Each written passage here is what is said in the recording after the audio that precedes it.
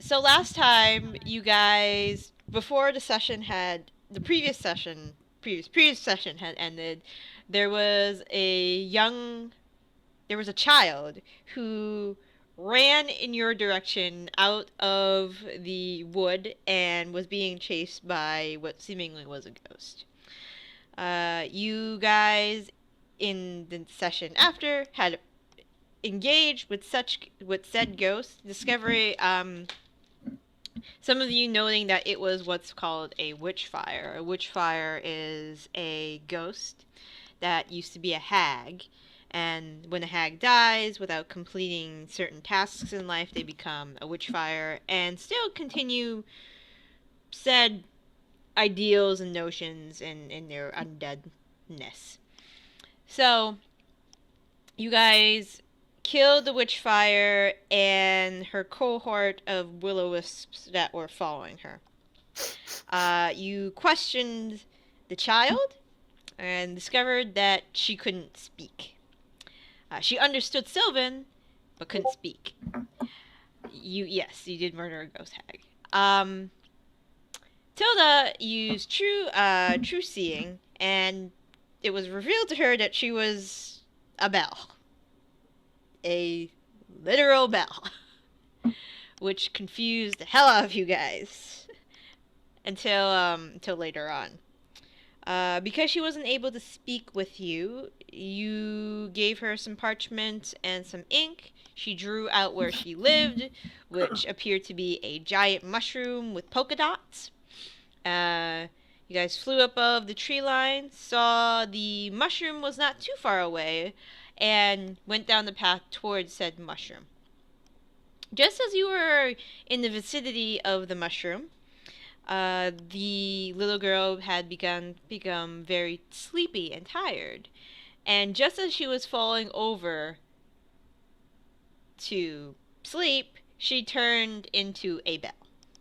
This was around the time that two eladrin women came through the wood, invisibility, but since true seeing was still up, they were seen.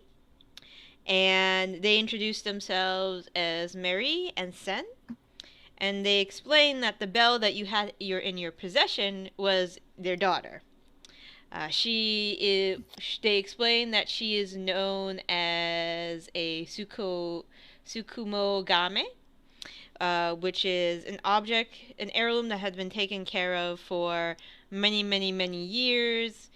Spirit inhabits the object, and the spirit seemingly becomes a humanoid. Giselle, whose name, you learned the child's name was, had only been born about roughly 2 years ago. When they inquired where you guys were headed, they were very surprised about the location that you were heading to because you were taking a very, very long way to get to said location. So, in because they appreciated your help in keeping an eye on Giselle, they told you that there was a tree in the forest that went by the name of Timber Little Gourd, whose branches would be able to take you to whatever location you wished safely. His fare was only listening to one story, which did not make any sense. It was a story. We tried our hardest though to understand it, but yes, could not make that check. yes. It was a story about a sad queen. So Timber thanked you for listening to his story and gave you a branch, and that branch took you to Shimaelstra, around some giant cows. And that is where we are today. And you guys have scribes. You're forgetting something. I am. Yep. There was a whole bit of Oh yeah, Zaitari. Zaitari's Yeah, throat. Zaitari's throat. Oh yeah, that's right. Yeah. I forgot about that. I forgot about that too. That was right at the end. We Yeah. were all pretty tired at that point. So yes, Saitari is starting to feel some negative effects that might be linked to the. Did she? Well, I don't know. I just know that we all, or not staved we all, off but some of negative, us. possibly negative effects. That Yeah, may or Ronnie may not definitely be. noticed it. Yeah, that Yeah. may or may not be linked to what the Queen of Air and Darkness is doing.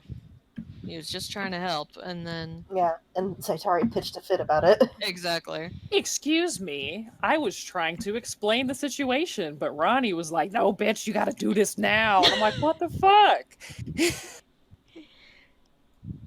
Miscommunication. Martin, why are you crying? Yeah, it was a big misunderstanding. Cause Hang on. I have to find out why this cat is crying. So Because are you're we, not Ronnie here did his petting thing. me. are we around the cows yet, or are we still like?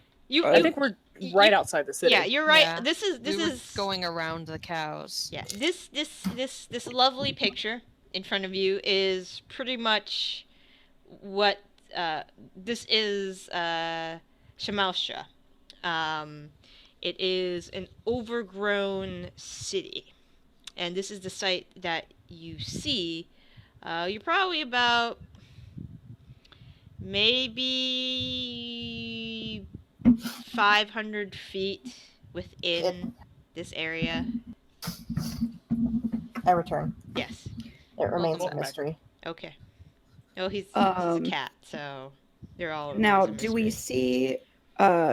see any like sentries or guards or any sort of thing, or is it just? Interesting that you ask that. If you Oh, boy. wish to try to spot any, if there are any sentries, I would require a perception check. Okay. Perceptinate. Wow, nice. That'll help.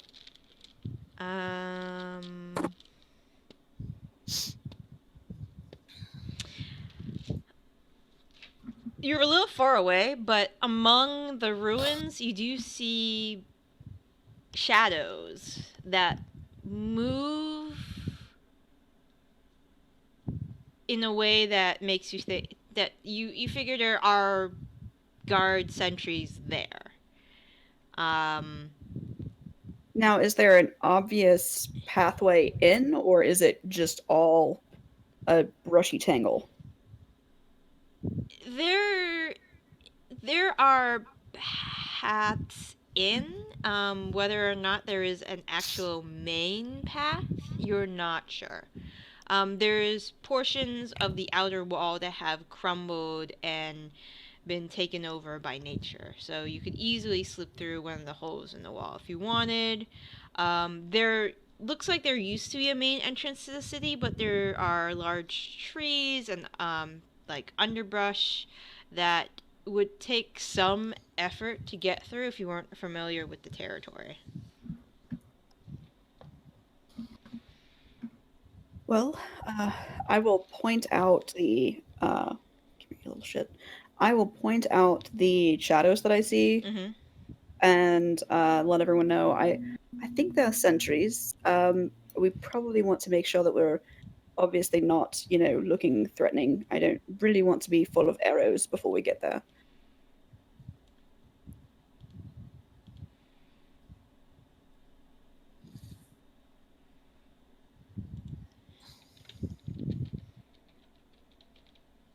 So how are you guys approaching?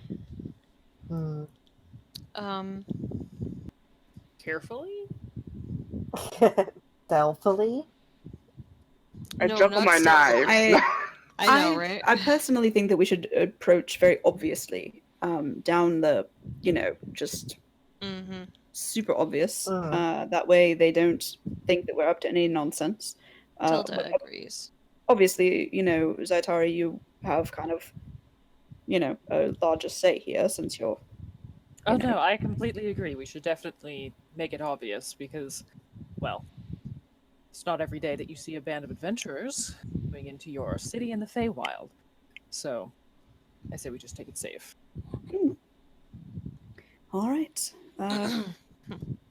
Well, I guess Which path of random bits of fallen down city do we want to take?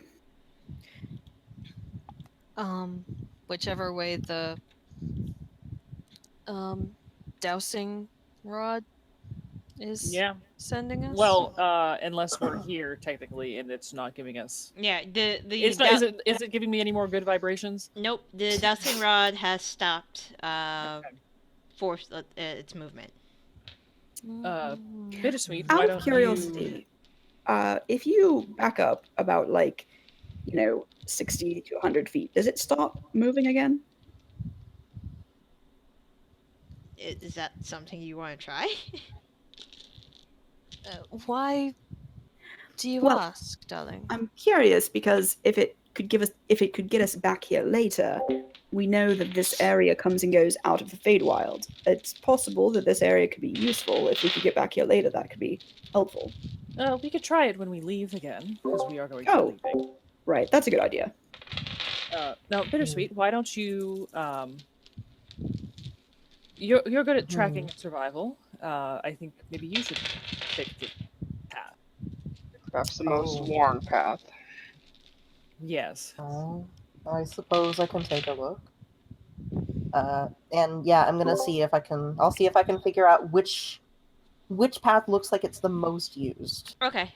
Just roll a survival check for me, please. We want to go down the path most traveled. Oh, Heather, you didn't insult Roll20. I'm sorry. It's been a long day. Well, it's an 11, so it's not terrible. No. But it is a natural one. Well, it's not a critical failure, though. You are looking around. That depends on. There are about maybe 3 paths that look like they've been used more heavily than the others. There is a path to the east side of the city.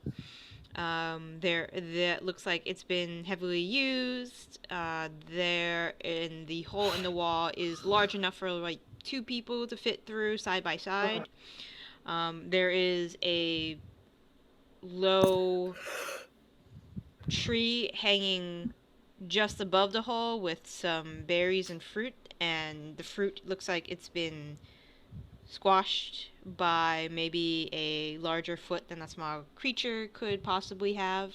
On the west side, there is a very slightly worn path. It kind of looks like if somebody took a shortcut through grass and took the same shortcut like multiple times. It's not that worn, but it's more worn than like a couple other paths. And then there is a path to the south of the city. The portion of the wall here has completely gone, and it looks like if you weave a little, you could probably get through pretty easily. This one does have a fair number of underbrush, large barbed seeds that might get stuck to your clothing. So there is the berry way.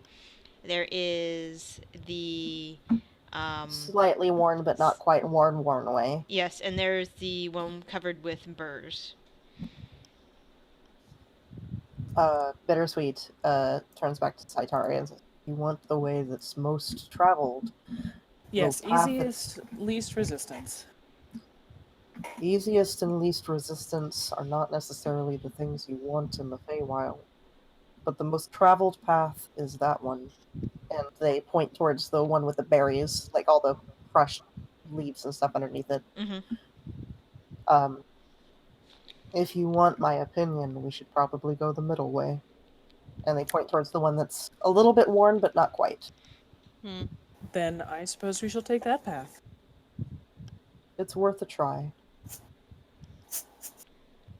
If I'm wrong, you can tell me later. I mean, I suppose we might find out very quickly, to be honest. But Okay. How many damn paths are there into this city that... Well, it's There a city was- of rangers, so That's true. Okay. So slightly worn grassy path, I'm hearing. Mhm. Okay, Mm-hmm. great. All right, so you guys head towards the slightly worn grassy path. When you get about 200 feet within the city, I'd like everybody to roll a perception check. Oh no. Sure. Also, I would like to say I don't have my sword out, but I do have my shield kind of at the ready in Mhm. case somebody decides we look menacing enough to warrant some action. Okay. oh, I never opened up my character sheet. Oops. This will take a minute. My spells. My spells.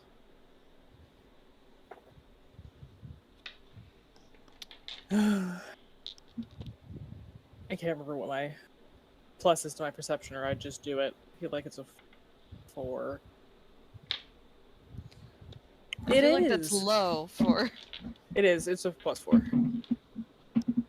Jesus. Well, I don't have proficiency in it, so. I can see that. Oops, I can tell. Okay. Great. So we'll start with the lowest. Zaitari. Everything Nothing. everything seems pretty quiet actually. Eerily quiet to you. Tilda, same thing. Melanie, you think you spot the shaking of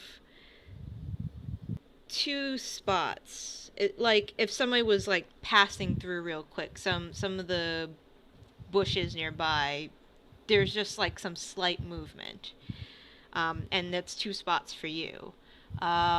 For Bittersweet, you catch the 2 same like shaky little brushing past bush spots, but you're looking at some of the more elevated areas and you catch 2 more shadows. Mhm. But they're very brief. Like you see them and then you blink and then they're gone. Okay. So it's 20 rain. You spot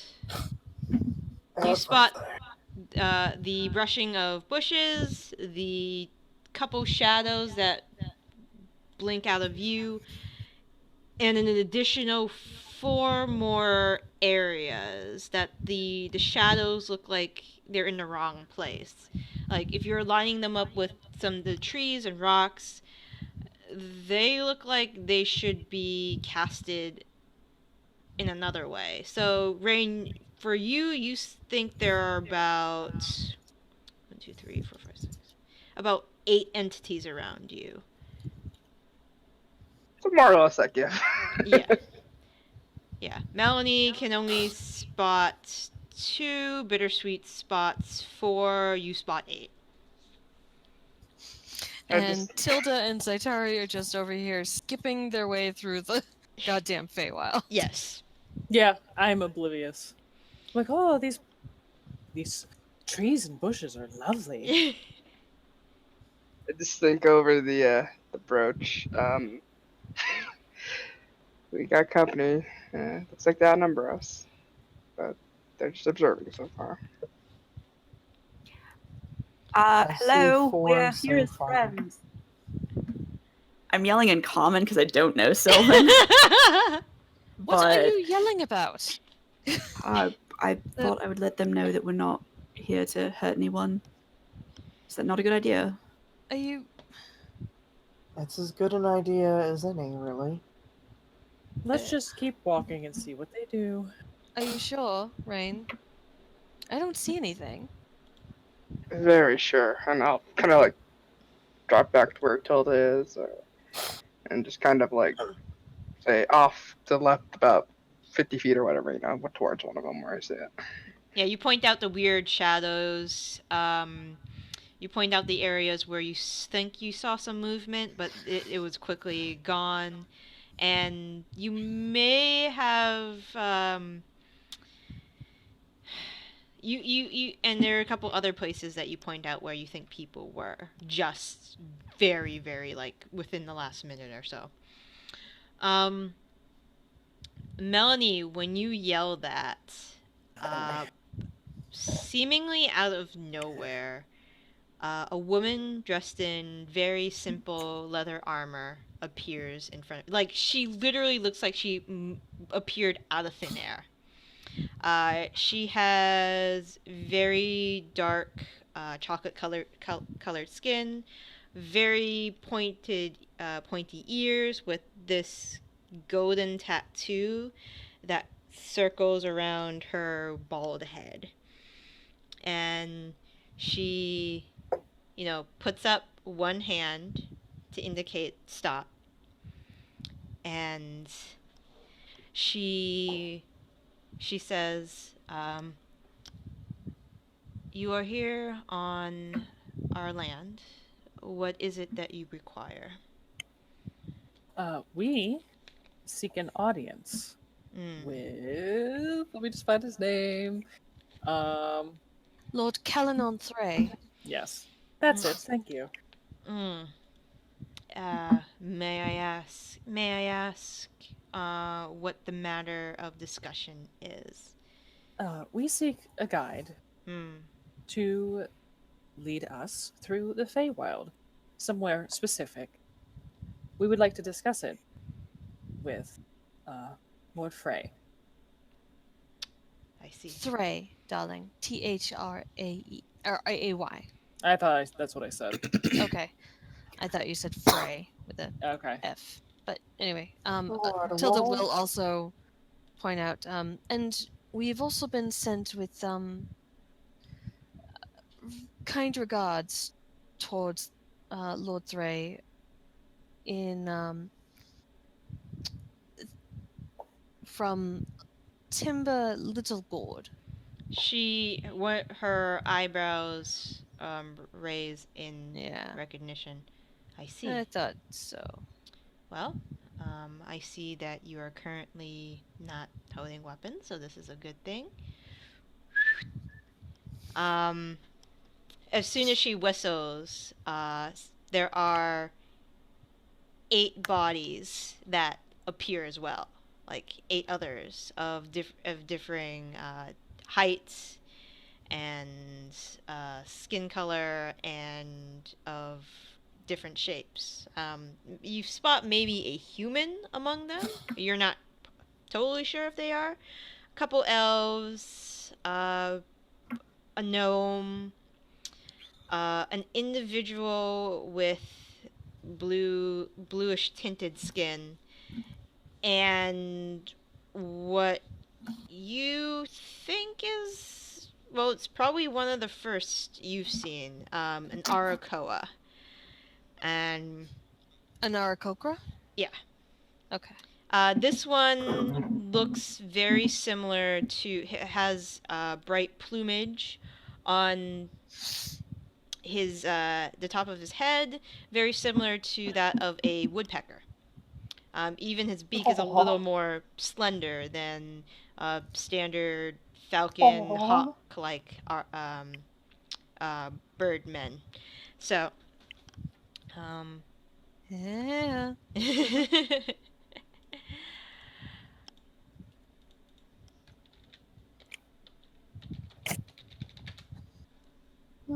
So, the bald woman in front of you says, my name is, where is it? There we go. I'll quickly say over the brooch. Remember, no full names. My Just as a okay. reminder. Right. My name is Kaylin, and as long as you don't make any hostile movements, we will lead you to Kalnan. My name is Zaitari. We appreciate the trust that you are extending to us. Well, you are going into the proverbial lion's den, so take that as you will. I'll squint and make an insight check. Okay. What are you trying to discern from Does that? she know who I am? Fuck! Oh my god! Ugh, I cannot roll high. She doesn't. You don't. You get the notion that she probably doesn't know who you are. But it's more like she's very comfortable. Like, there's only 6 of you guys. There's probably a lot more of them in the ruin. Oh, that's what she means. Yeah, See, Zaitari is just jumping to conclusions. Like, does she know that I'm going after Eva and potentially killing an archfey along with her? No, she just thinks, if something does go awry, then they can probably take you guys. We'll see. So she leads you, and you notice that the group is kind of keeping their distance from you. Weapons are not drawn, but weapons are close by, in a moment's notice. Leads you through the ruin, through to probably a more worn path through the ruin. But you get the sense that if any of these individuals were to come to the ruin themselves, they would probably take alternate paths. You do get you do feel like there are eyes everywhere here. Even if you can't see them, they are around you. And some of the only indications of that are like just foliage that moves a certain way that shouldn't be moving a certain way, the same type of shadows. Sometimes you feel a stray air current or breeze that in seemingly windless conditions. Kaylin brings you to what looks like it was perhaps once a large government building with multiple windows. The windows are no longer have any glass. Large creeper ivy has weaved its way in a lot of the crevices. You spot several bird and vermin nests along the walls that they have taken residence in the new nooks and crannies. When she leads you to this once government building, there's no door. Door has completely deteriorated over the many years here. You go inside the building, and the first thing you notice is it's quite dark. It's dimly lit in here from the light coming from the outside. The other thing you notice about this area is it's quite damp. There are a lot of moss-like plants growing in this area, benefiting from the moisture. And Kaylin, with the group now at this point trailing a little bit behind you, you've noticed that a couple of the individuals have branched off and left as you've gone closer and closer to this building. Kaylin starts taking you up a stone staircase that curves around. It's a spiral staircase that curves around. There is no railing to this spiral staircase. That looks like it was made out of some wooden material that has been worn away. You do see some individual stair posts that are completely covered in mushrooms and other fungus-like plants. When you get to the third floor of this building, it's more populated here than you've seen outside. There are a few individuals that are not exactly relaxing.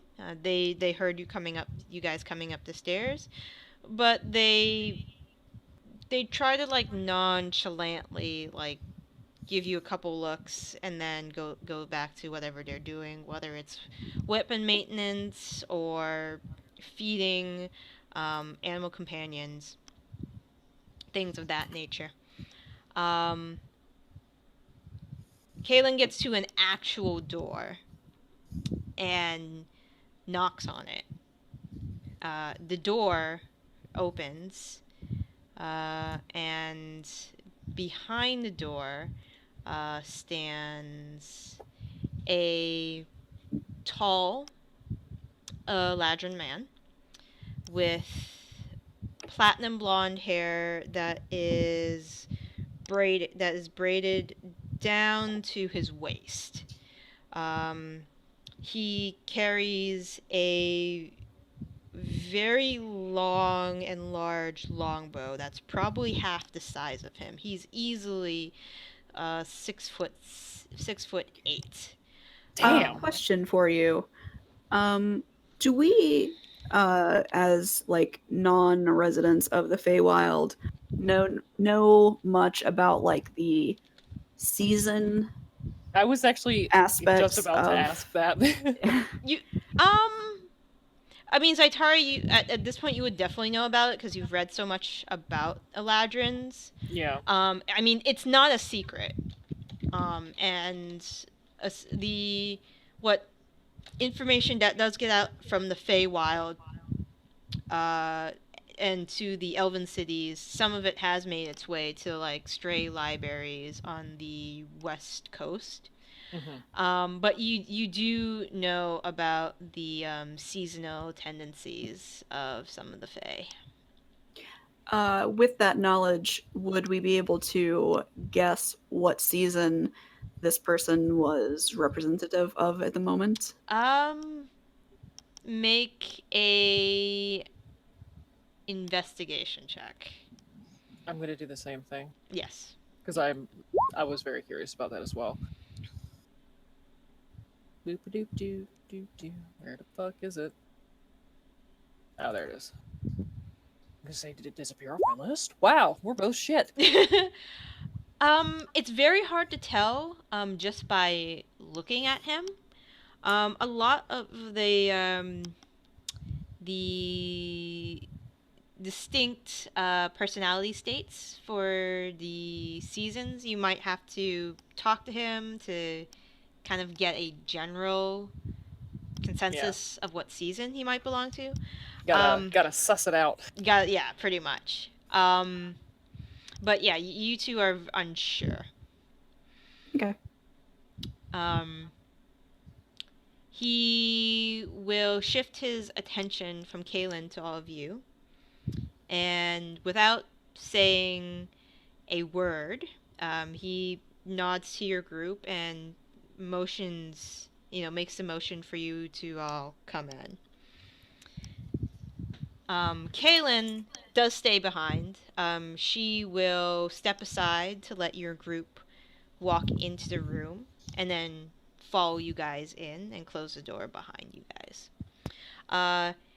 This area looks like it was a large office at one point, probably for a mayor or a governor of some sort.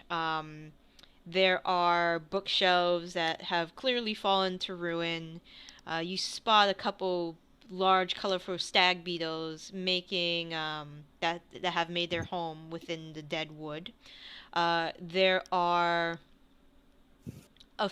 there are a few candles in here, but it looks like it's for more of a benefit to those who probably don't possess dark vision. You did see a few individuals on your way up that might not possess dark vision. Bittersweet is what- quietly appreciative. What sort of mix of races are we seeing? Are we seeing mostly eladrin and then like a handful of like humans or a handful of furbolgs, or what all are we seeing? So the most people you've seen have been in this building, and that's not a really big sample to go off of.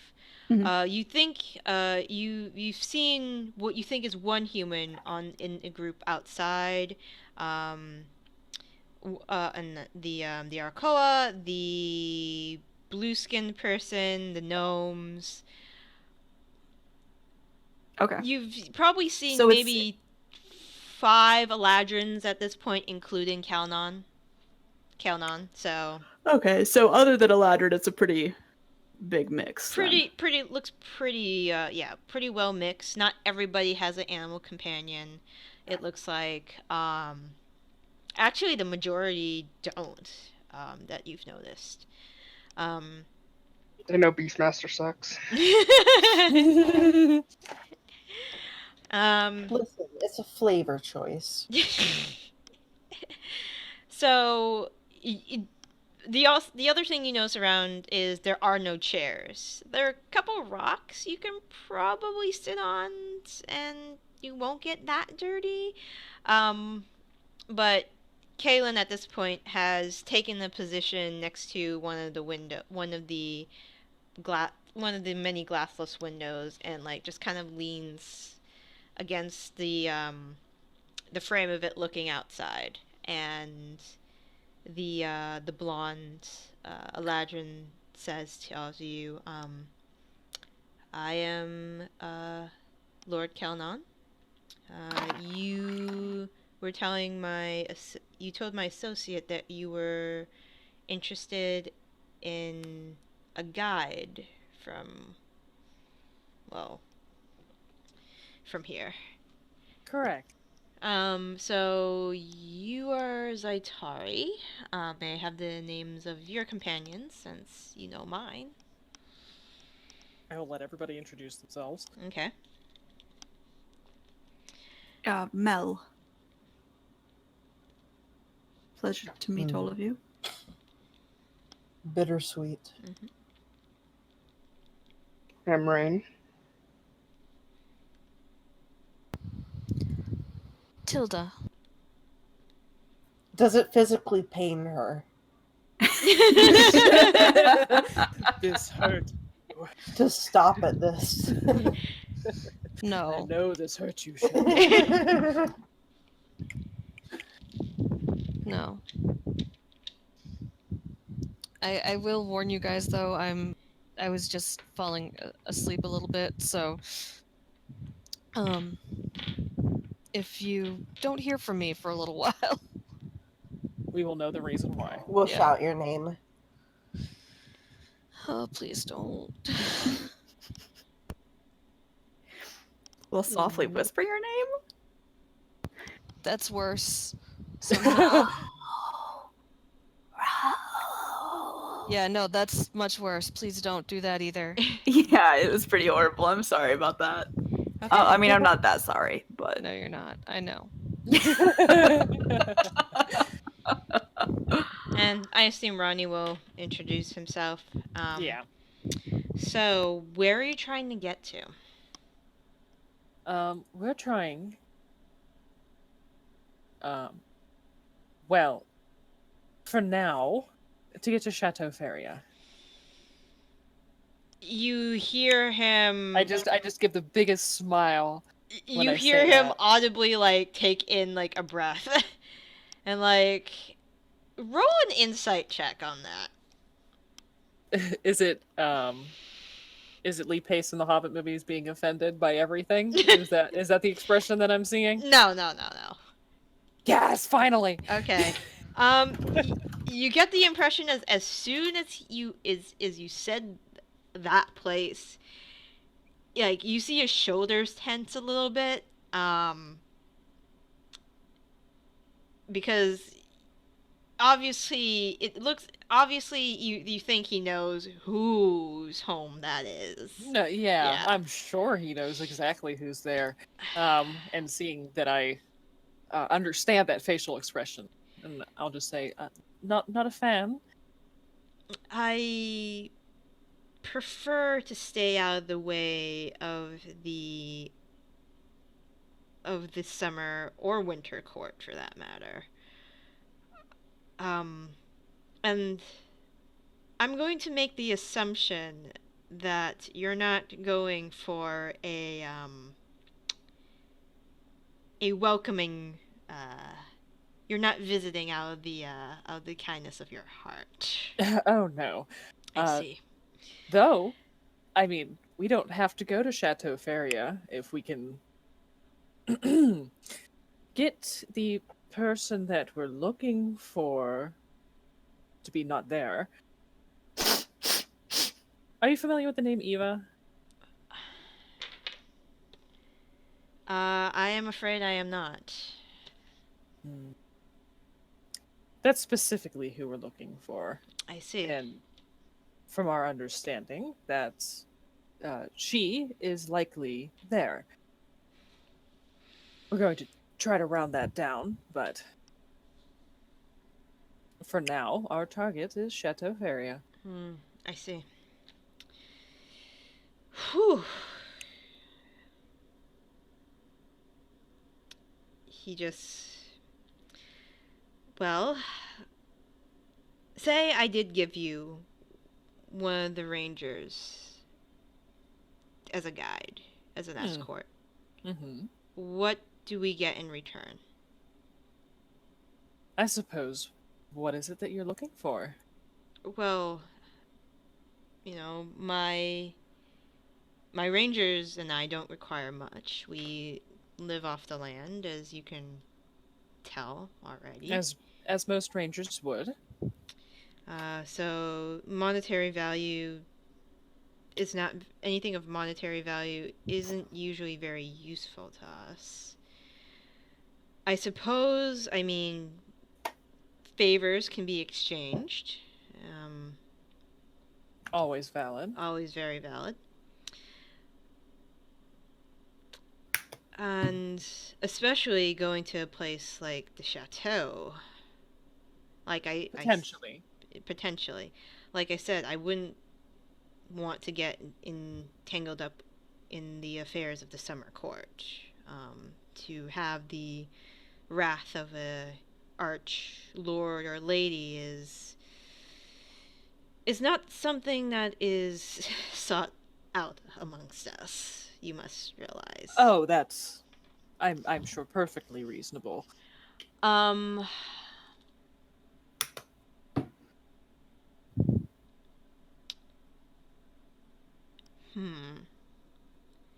do have a bit of bad news, though. Since as of late, there have been many unsavory visitors coming across Shimaelstra. So, the individuals you see currently residing in the ruins is only but a portion of the people that usually are stationed here.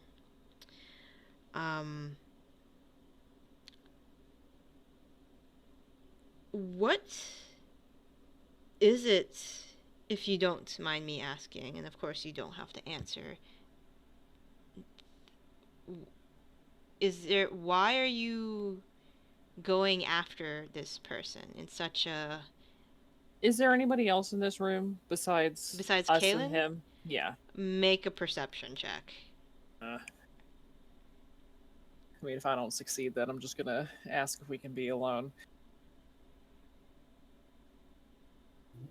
As far as you can tell, it only seems to be your group, Kaylin, and Kalnan. Okay. If you like, I can go into it with a bit more detail in private. You guys automatically see that when Zaitari says that, Kaylin, like, shifts her eyes from the outside towards your group. And you see Kalnan notice this, and Kalnan says, okay, there's a We can go down the hall. There's another room with an intact door if you want to speak there. If it would be all right, while we're here, we've had a long journey. If it's too much to ask, could we have rooms for the evening? I mean, he kind of motions to like the room and like gestures upstairs and downstairs. I mean, if you find one empty, it's yours for the night. I wouldn't deny somebody safe shelter. You have our gratitude. Can you give us an hour? And I guess I'll find you. Yeah. I will be in the building. Just mention to somebody you see in the building and they'll come find me. They'll know where I am. But happy hunting, finding a room. And if you need anything else while you're here, just let one of us know. I'll just nod. Mm-hmm. Bittersweet, Rain?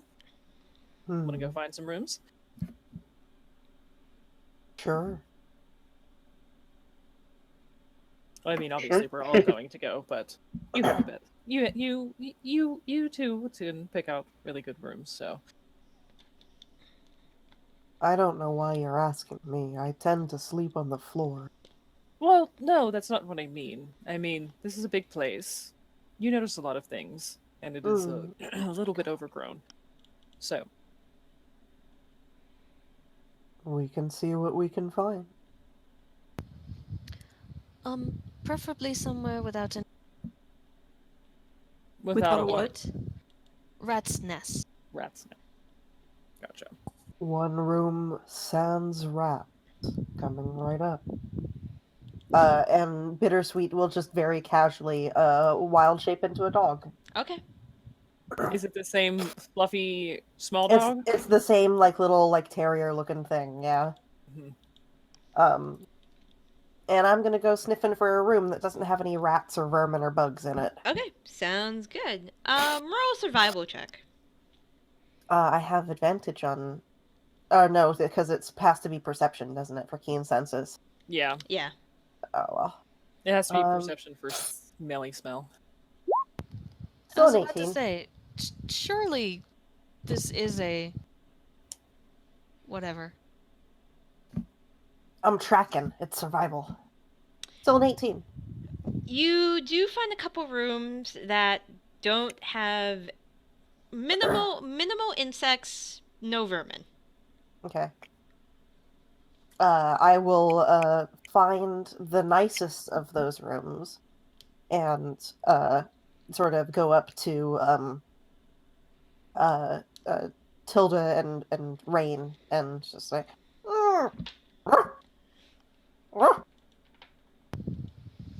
I mean, I feel like we've all been following you. Okay, just the rest of the group then. Just like goes over to the In the well, you say? Was that little Timmy's in the well? Tilda will follow the little bittersweet dog. Are there any sticks in here? There are plenty of sticks. Oh boy. I am going to throw a stick for Bittersweet. Oh fuck. Okay, I'm gonna make a wisdom save.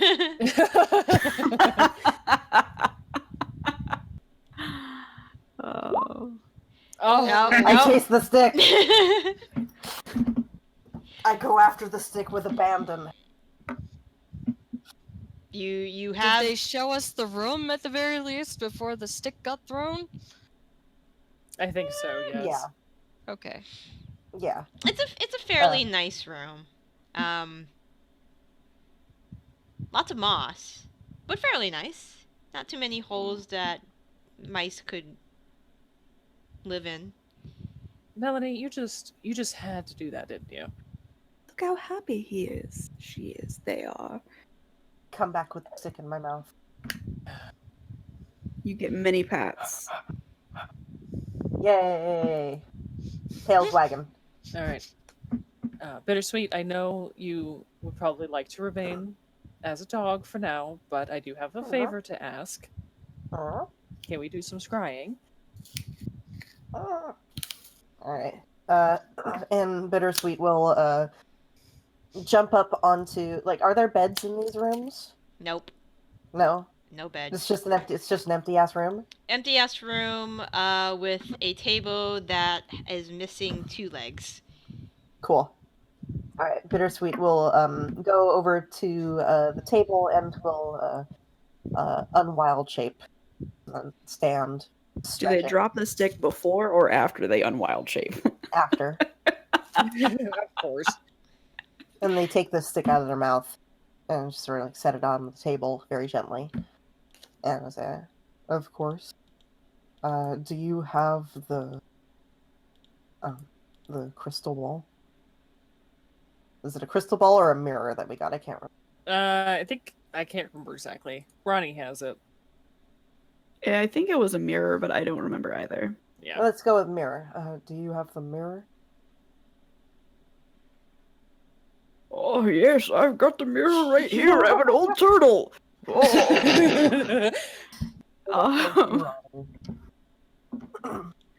And I will take the mirror and say, what would you like me to look for? Eva. All right. And I'm going Do to we take have... Oh, go ahead. I'm going to take out the soul cage. Hopefully that'll help as a, thing that was attached to her at some point. Okay. Mm-hmm. And Bittersweet did see her, so that will at least not give her any positives in the scrying. So. All right, I'll try. I will use. I will cast scrying. Okay. So you've met the person. Possession. Okay, so. All right.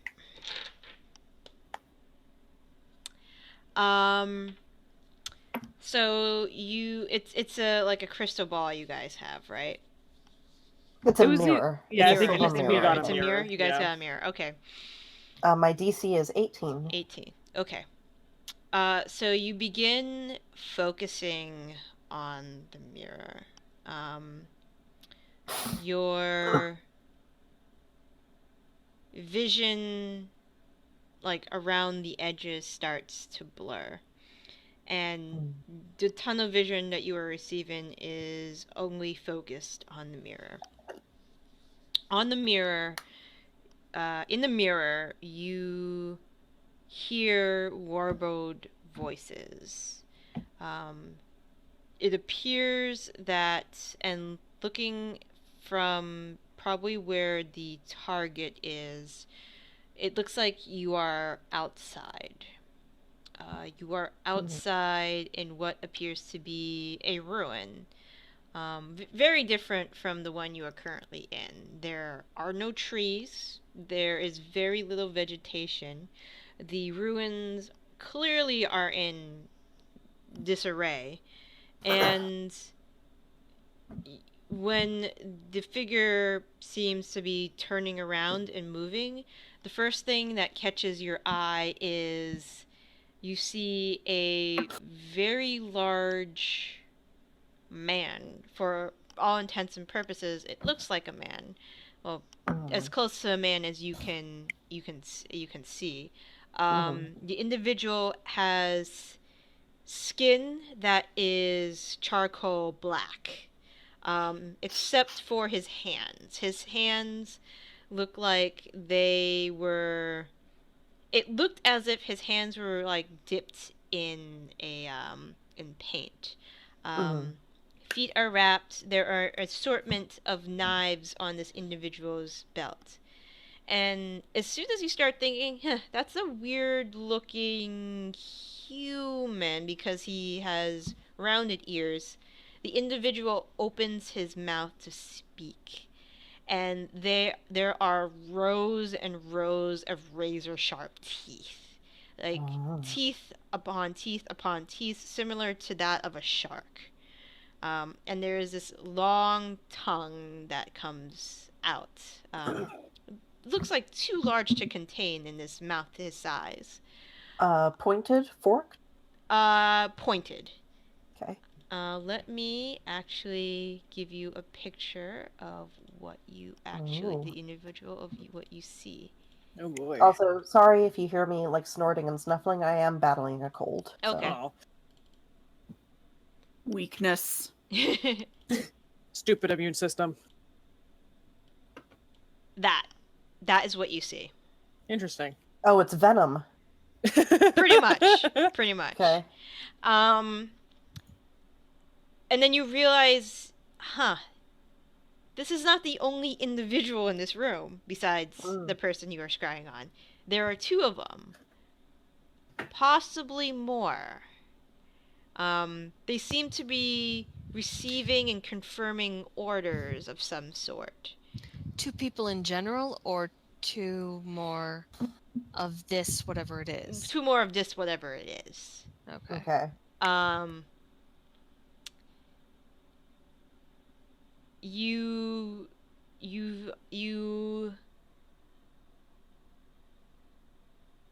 see that the individual now turns, and I gotta check something.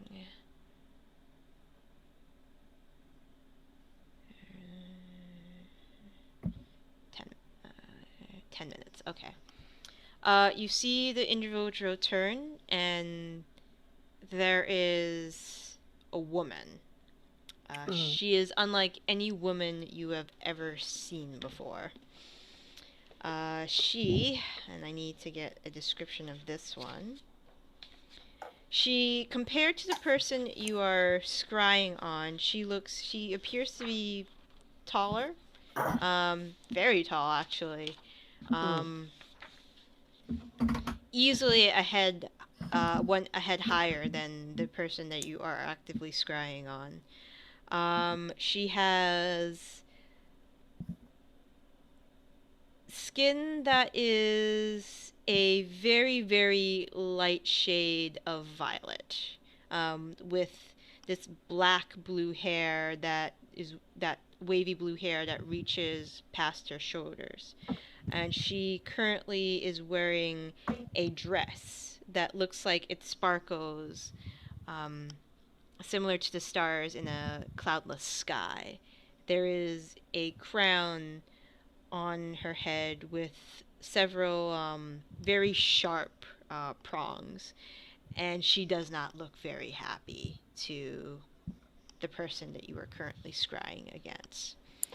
I can only wonder why. It sounds like that the individual is berating her. What And language are they speaking? they are speaking.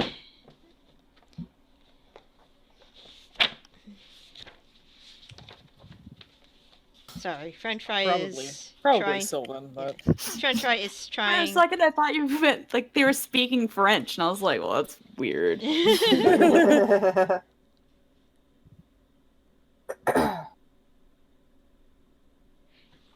you speak Sylvan, Bittersweet? I do not know. It's a language probably Sylvan. You're guessing. You can't quite understand it.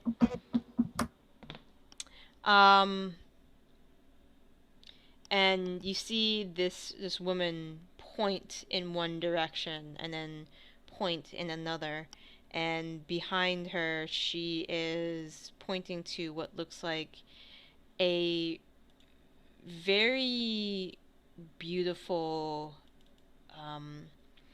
it's very similar to many of the noble estates that you've seen in Leona, except probably 4 times the largest one you've seen. So probably 4 times the queen's palace, actually. 4 times the size. What? The one with 700 rooms? Yeah. holy shit! Jeez. She gives some orders, and then she starts walking toward the very large palace, accompanied by an entourage of what you think might probably be eladrin men and women. Okay. That's about the 10 minutes you get. All right. So Bittersweet comes out of the scrying trance, blinking, and says, well, I didn't really understand anything that they were saying. Sorry about that. No, it's all right. But your friend was talking to a very frightening woman. I'm going to take a guess. That was probably. What's her face? Yes, the archfey The that were Queen of Air terrified. and Darkness. I believe that we were told that they can kind of like pick up on it if we say the. Oh, I think it's name. only in their realm. Well, maybe we should just call Still, them yes, we'll be on Pointy the head. safe side. she who must not be named. We could also just say that bitch, but That bitch. yes. just the tone is just. Now say fuck the police. Fuck the police.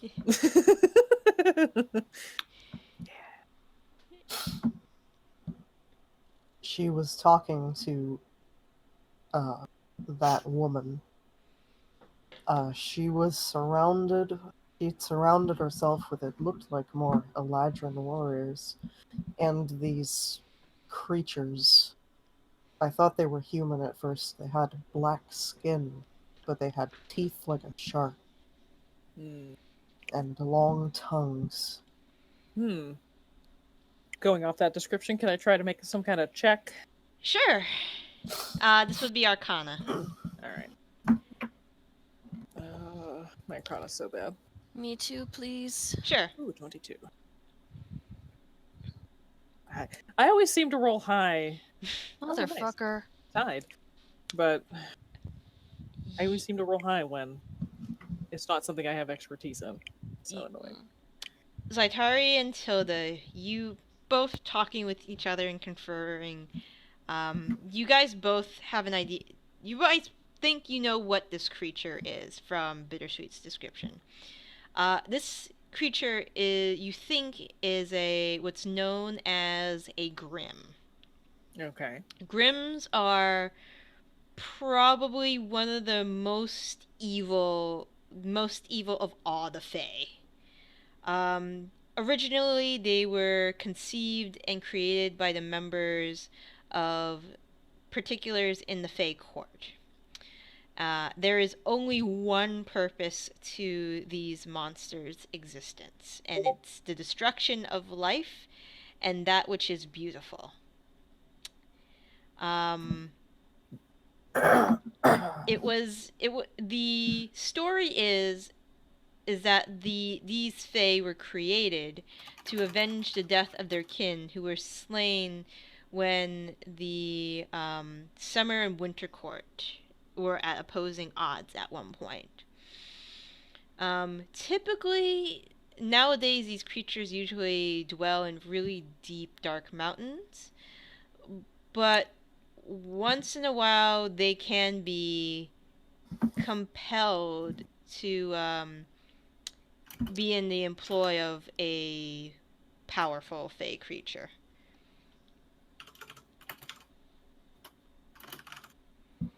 They are very dangerous. There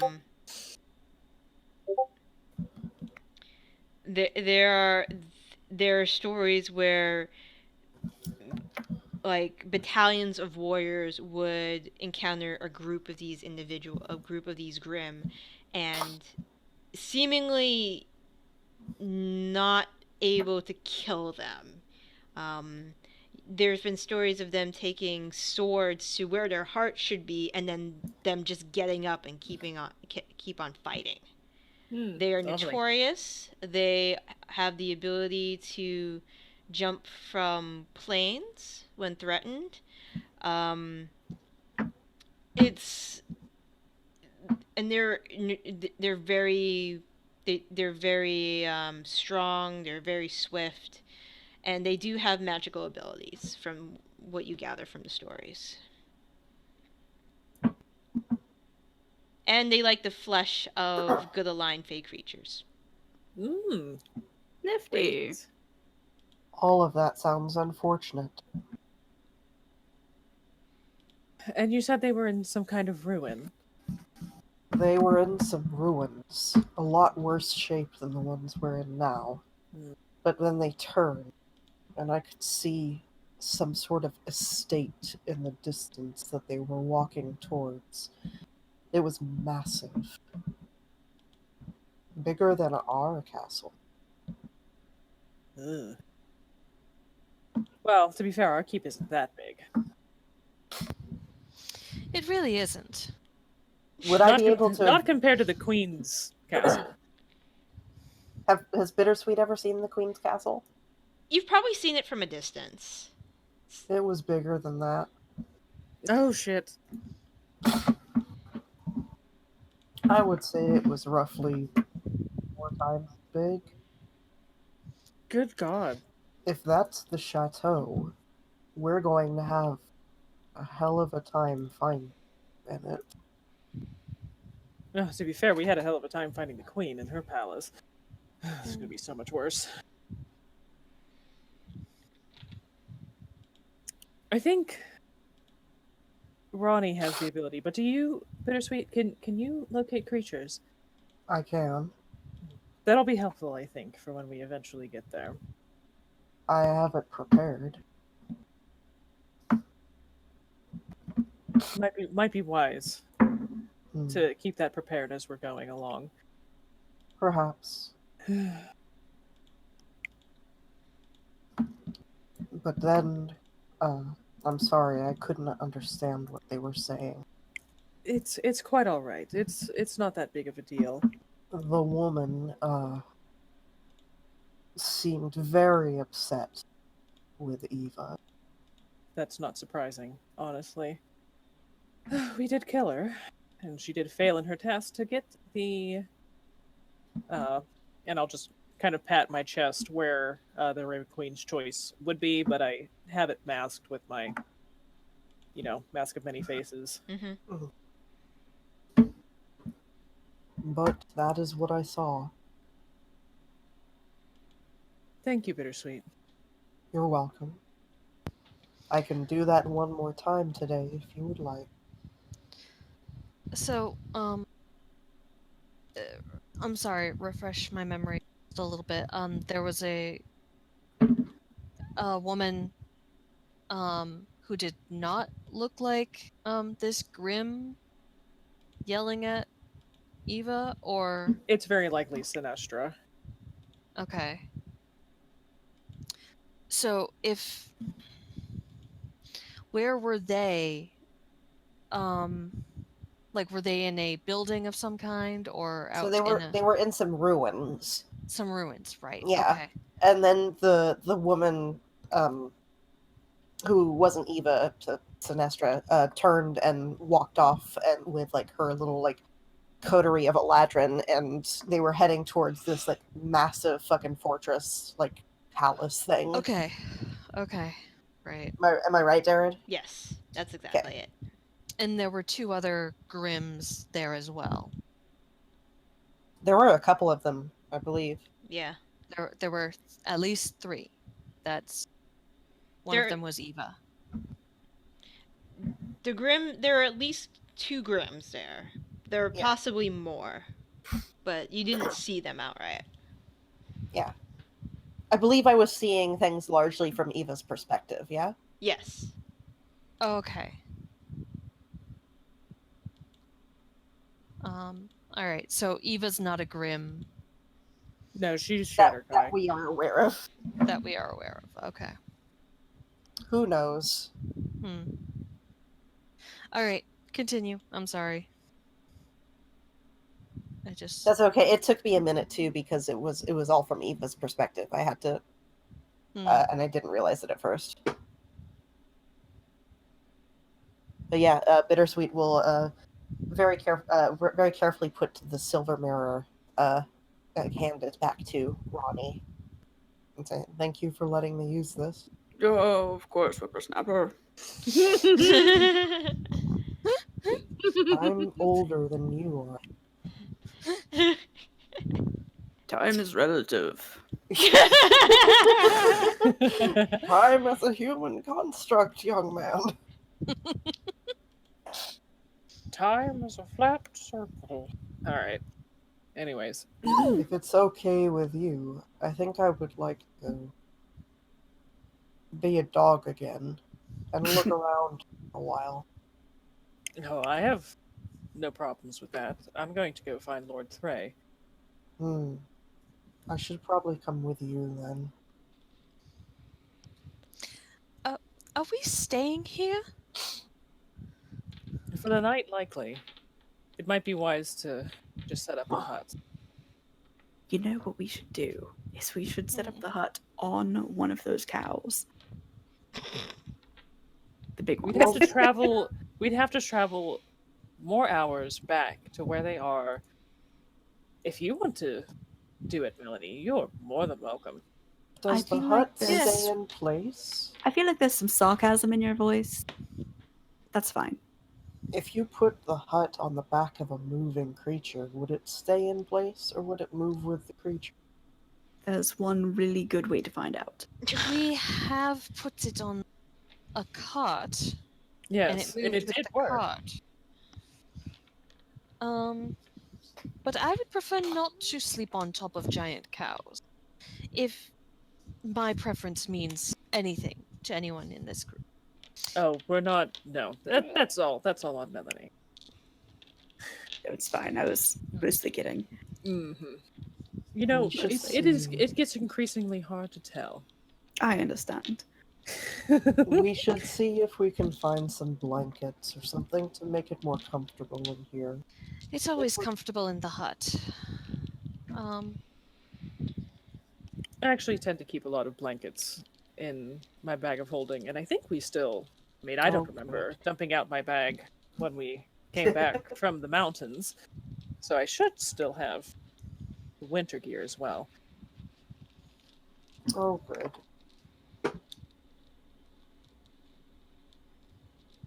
Bittersweet turns back into a dog. Okay. Yeah. As a dog, there are a cacophony of interesting God. smells in this place. Oh, excellent. There How are much there pee are is there? so How much pee is there? Oh, there's there's probably so much pee. there's a lot of pee in here. I mean, Why do you guys do this to me? Why? you'll be in the hut. There's no rats in here, don't worry. Yeah, I mean, she's just having, doggo vision. No, I mean, why are you doing this to me? Not Oh, Tilda, you to me. personally. Oh. Okay, I thought you meant to Tilda. Spite Wow. and love. But yeah, Those are very different. Changeable. there are so love you, many creatures inhabiting this building that your doggo senses almost go over in overdrive. Like there's something interesting around each and every corner. Oh, I'm following every single one. Okay. We'll get back to you in a bit. Okay. Rain, Mel, and Tilda, what are you guys gonna do? Ronnie's probably gonna take a nap. Because he's old. He's gonna I'm turn an a old shell. man. I'm Just 35 and I'm an old man. I mean, basically, I'm just gonna stick with the rest of the group and keep my eyes. I'm just trying to be aware of everything. Like, I'm not being, super like, I see you out there. Nah! I'm just keeping a note. I mean, of we who gotta ask you this because you might tackle somebody else. I might. Well, are any of them dwarves with potions? Because I know that those fuckers are up to no good. That's shady as fuck. I mean, you say this is like a city. Is there? I don't know. downtown area, a market, A tavern. Oh, that is a good point. We did want to get some supplies, I think. Yeah. First of all, Tilda will take out the quill that the engraving quill, and she'll mark an X on like some surface in this room to kind of mark which one is ours, type of thing. So that when we come back, we know which one we were going to grab.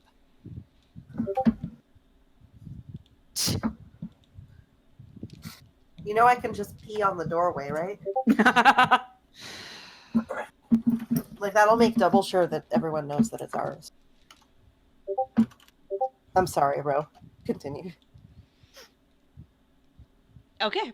I'm sorry. All right. So, Tilda, you're marking the room as yours. Bittersweet is over looking for some new smells. Mm-hmm. You guys are interested if there is a place to do some trading. If you when you talk to one of the rangers hanging out in the hallway, the gentleman will say that there are a couple people in the ruins that do some trading for basic supplies. It depends on what you're really looking for. He names 3 individuals. The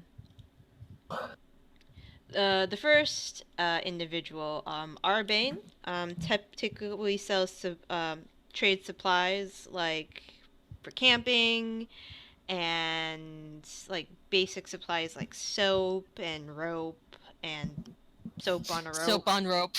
Soap on rope. No, soap and rope, not soap on a rope. Get it right. And if you need sleeping bags, lanterns, he's the guy you want to go see.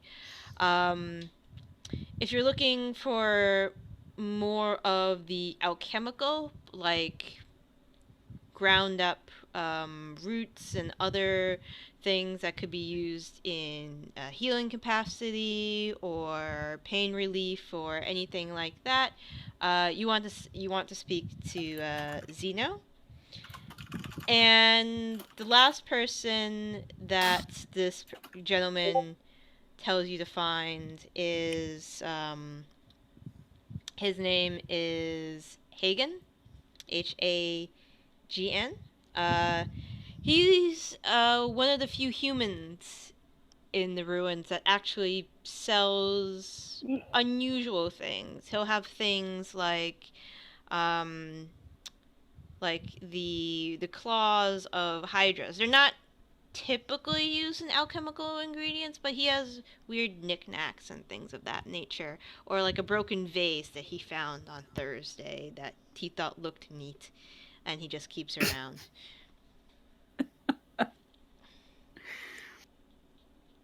Well, I dumped off a bunch of weird alchemical bullshit when we stopped by the keep, so I need to fill up on the supply. How are your nails doing?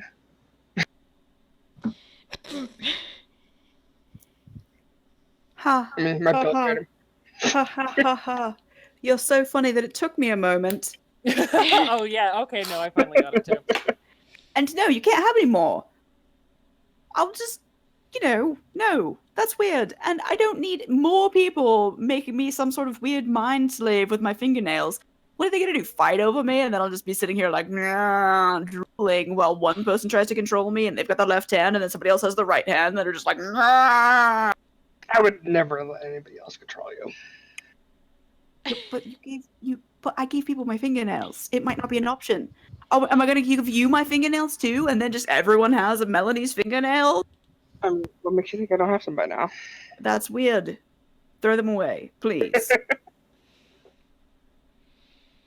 Melanie's upset, and she digs around in her bag, and she finds a little bit of a cookie that she's been saving for a special occasion. She nibbles it. Melanie's upset? Really? I couldn't tell. She does, however, offer the last bite to Rain. Even though we would have thought, like, thought my fingernails here. Take the last bite. Mm-hmm. It's got butterscotch chips. It's very good.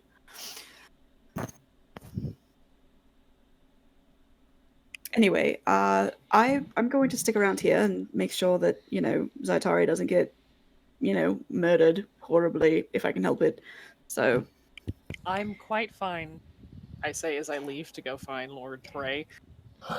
I tail after. I'm gonna try to lose her. Well, Why? unless you don't want me, if you don't want me, I'll just... And I see her, like, vanish, and I'm just like, yeah, fuck it. I go to play fetch with the dog.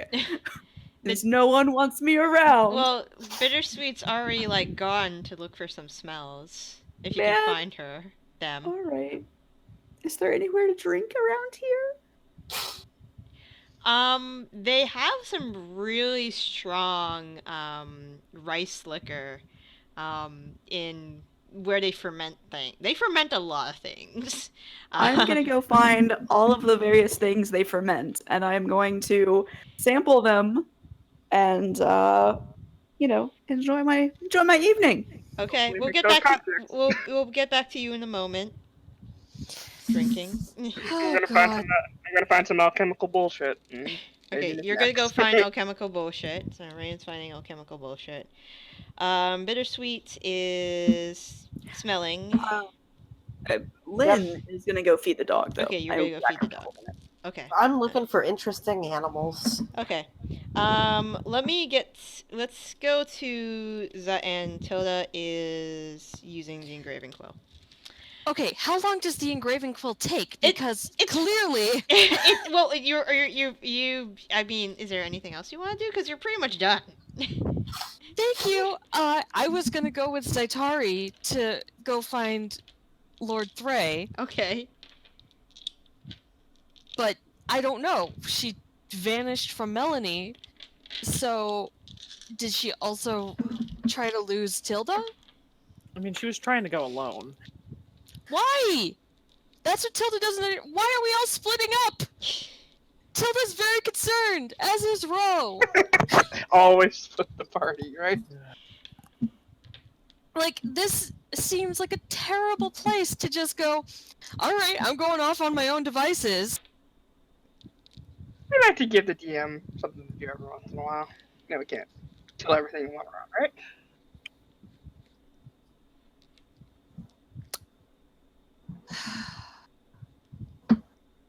There is barking in the distance that you can follow. I don't care about that.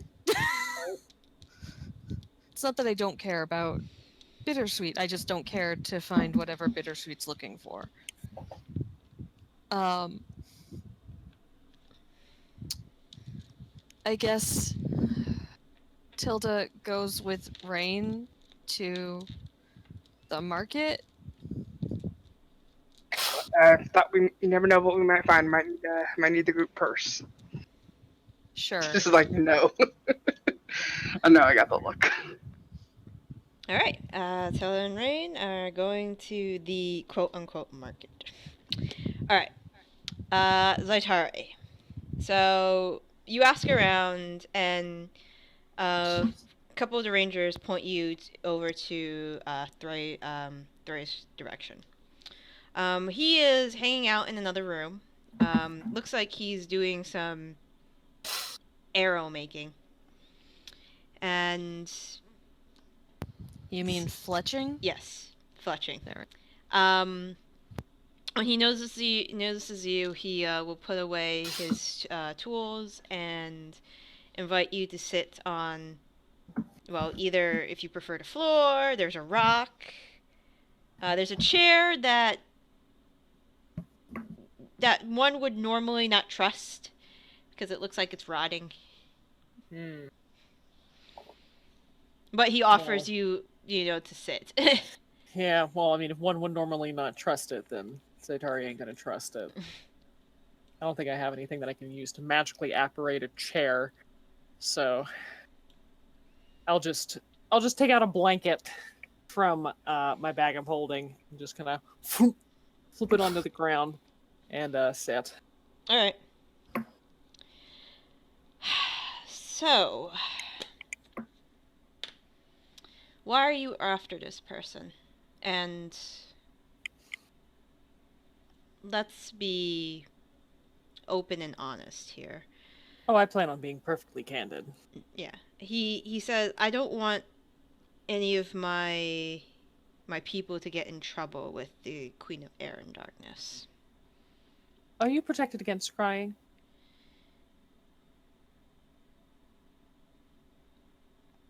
I personally am. All right.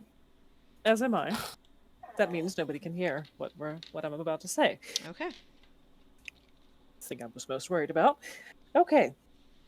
I mean, I'm going to take it that you're not a fan of the Winter Court, and really my my beef, so to speak, has nothing to do with the Winter Court. Just Eva in particular. I mean to kill her. I see.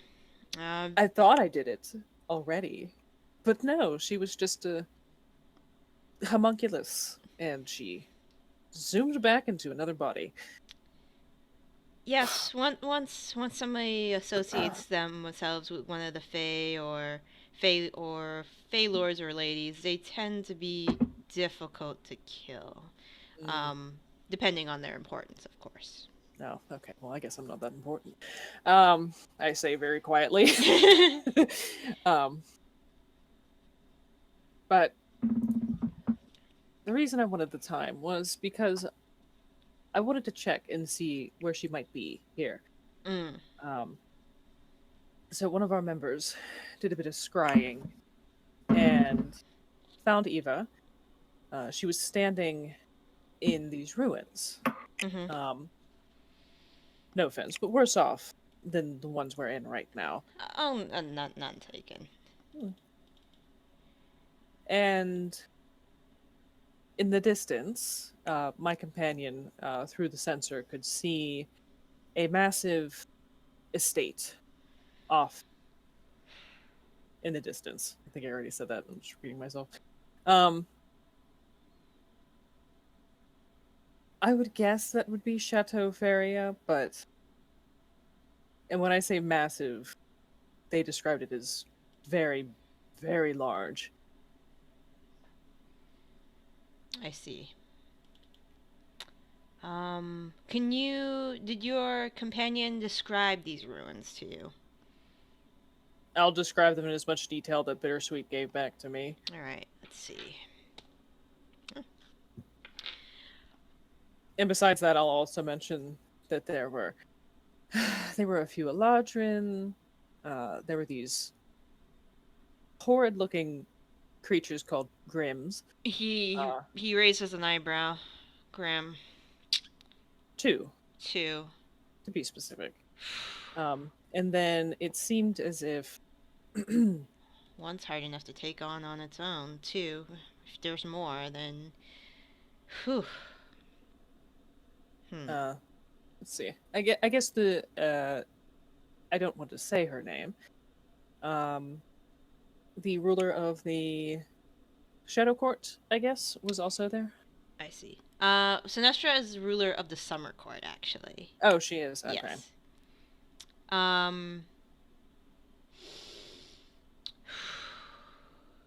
Yes. That's honestly a lot.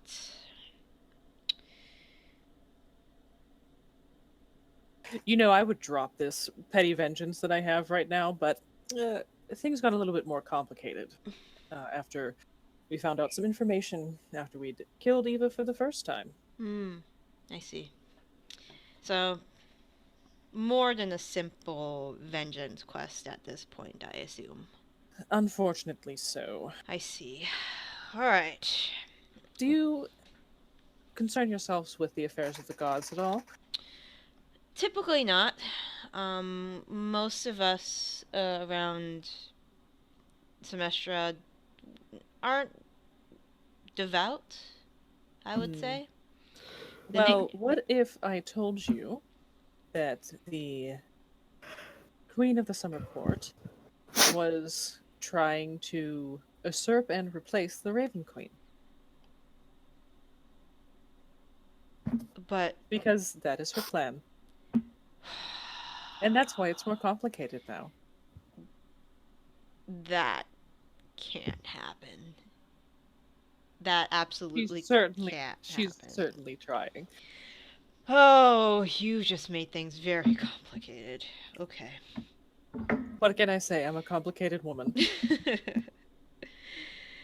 All right. Well, clearly, if I send somebody with you, they are going to be involved. Oh, yes. Very involved. Very. But I would feel terrible turning your group away at this point, knowing that information. So you have me there. Oh, do I? I may have a solution. I mean, you seem very capable. I can't leave. Not with the agents of the Archfey agents all over this place. I have a duty to my people. Oh. But It's always the pretty ones who have the most duty. it's a burden that we must bear. But I might know someone who can help you. Oh, really? Not a ranger, Hmm. but not Fey. Well, not truly Fey. But is very aware of the customs of the Feywild, knows the Feywild like the back of their wing. Oh. And could probably get you to the chateau relatively unscathed, but if you needed to go somewhere else, which sounds like maybe a possible idea, they could do that as well. And out of a gesture of possible friendship, I'll also give you one of the maps I possess of the Feywild. Oh, that would be most appreciated. It is getting late, so he probably won't be awake. I'd rather not interrupt his sleep. Oh, it's quite all right. We need to rest for the evening as well. All right. Well, he is an early riser, so whenever you wake up tomorrow, come find me, and I can introduce you to him. By the way, did the ruins ring any bells? Yeah. It sounds like I recognize the ruins, and I think they're near the Lake of Dreams, which is also near the chateau. So probably in that area. All right. So And you're probably I headed there. obviously mean absolutely no offense, but there's no expectation for the map. No. It sounds like your problem is loosely linked to mine. I'm beginning to understand more why the Archfey lords and ladies might be sending agents across territories. And if the good queen herself is stirring up trouble, and they're catching a whiff of it, they always want to be in the know. They're curious. Very much so. But Oh, I can only imagine. yeah, but their curiosity stirs up a lot of unwanted attention, especially around here. Actually, the only person who probably isn't interested in all this power mongering and, cloak and dagger, cloak and dagger action is probably the Lord of the Hunt. He's not involved. He is an arch lord, but he doesn't have a particular region he sticks to. and he tends not to get involved. He's one of the few lords that doesn't like to get involved with the court. It's a little too dirty for his hands. So if there's a neutral party you ever want to seek, he might be your best bet. Though he's very difficult to find. What about the Queen of Witches? Oh, that's a reaction I was not hoping for. I don't typically deal with those who associate themselves with hags. Let's just say. Good to know. What do you know? Isn't that your patron, Saitari? Yes. Mm-hmm. That's why I asked. I was curious. It gets very messy when you deal with those creatures. But, I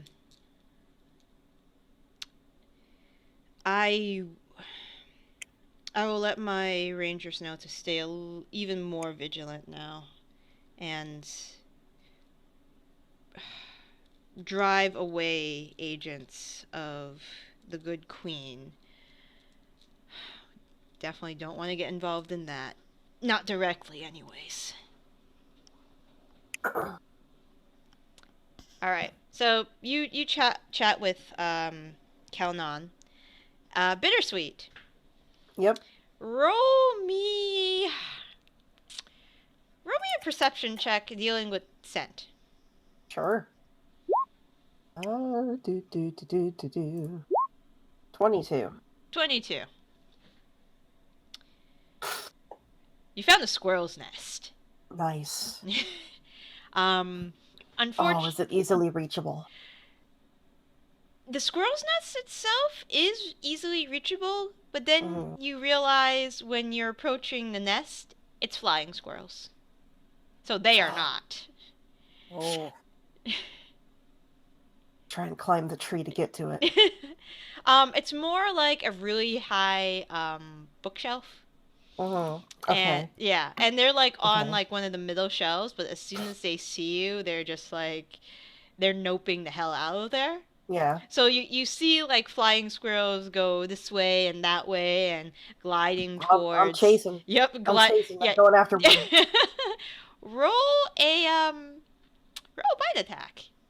There's one that just comes gliding almost close enough.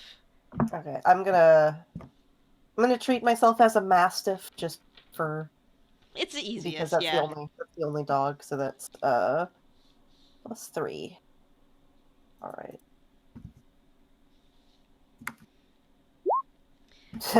5. Unfortunately, they're a lot smaller than you're used to.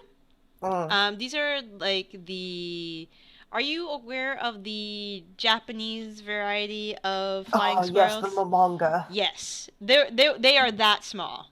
So they're very difficult to catch. And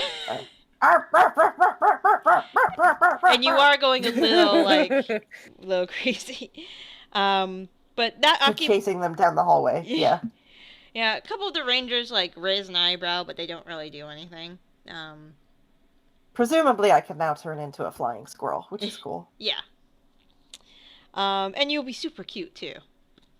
Okay, so you're. Yeah, but is it a Fey flying squirrel, and can the Fey flying squirrel like legit fly, as KK said? Haven't seen one yet, so you're not sure.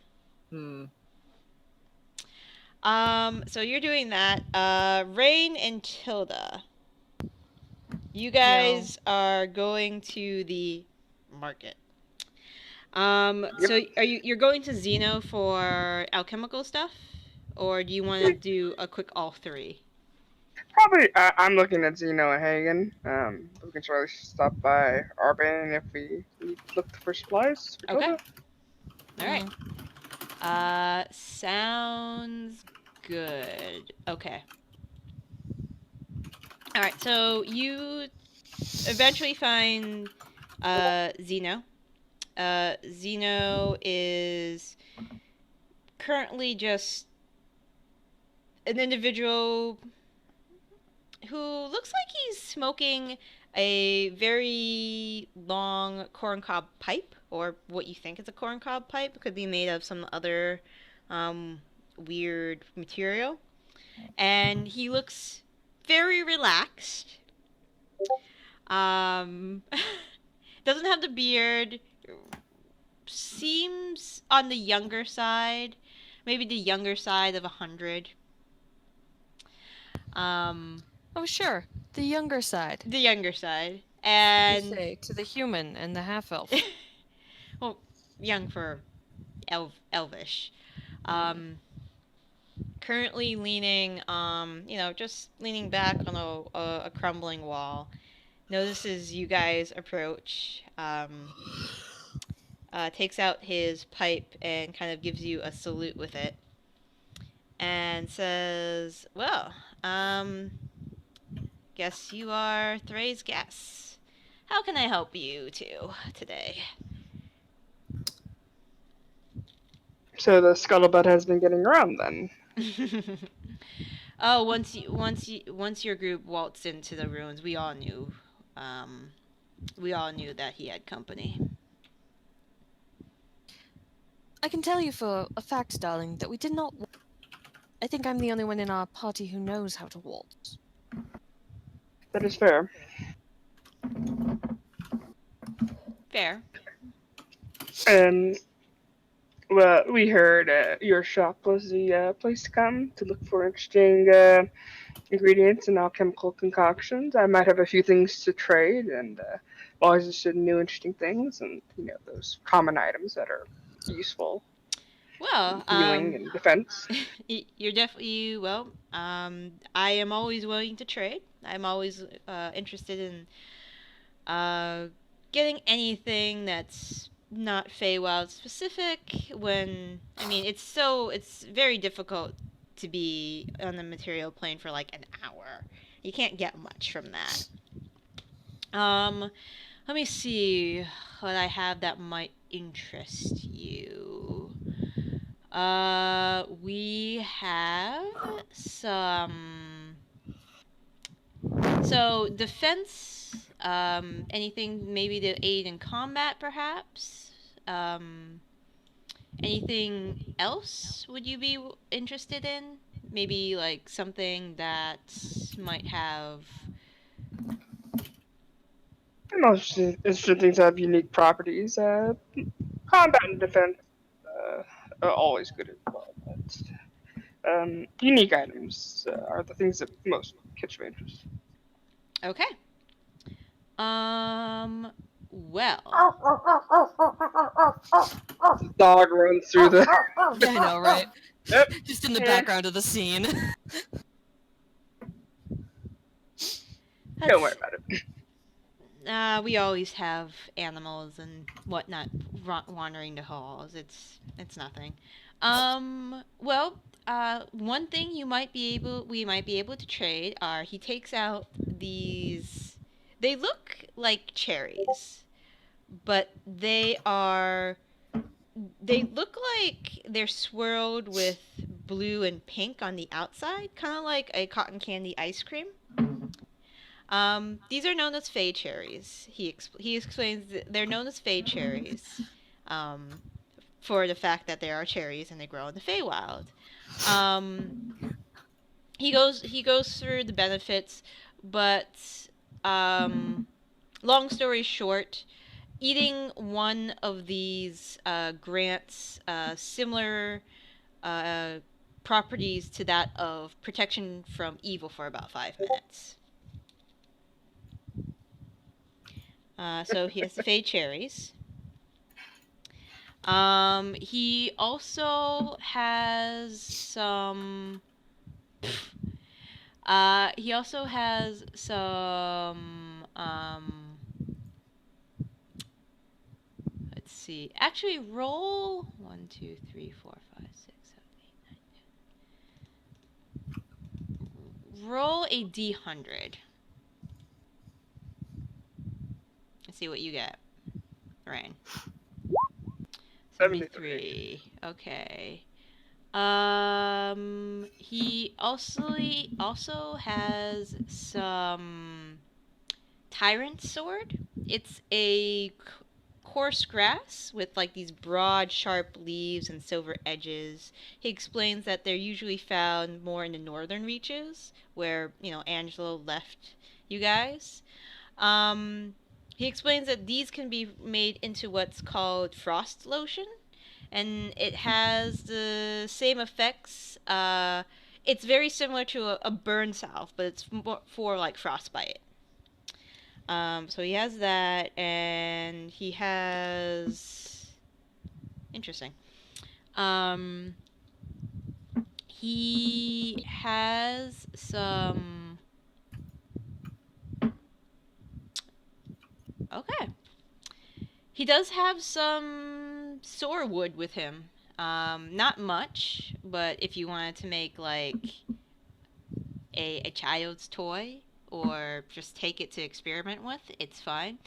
You've encountered soarwood ships before. It's the ships that are made with this wood that is typical. It's lighter than air, pretty much. Oh So yeah, he, the floating stuff. Oh yeah, the floating wood. Yep. So he demonstrates it to you by taking it out of his bag, puts it in the air, and it just kind of hovers there. He doesn't have much of it, however, but he can. We could make a skateboard. You could make a skateboard. You could make a hoverboard. Yeah. Yeah. We're gonna need a hoverboard and a symphony orchestra to play the Back to the Future theme.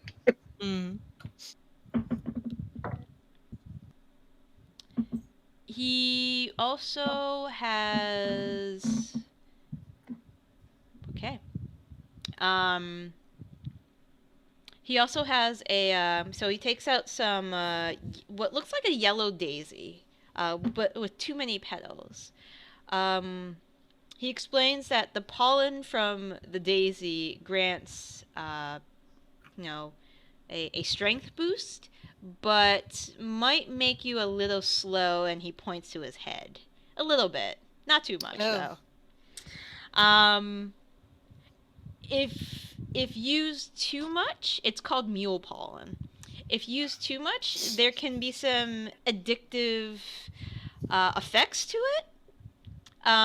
But usually druids and clerics have the ability to cure that addiction.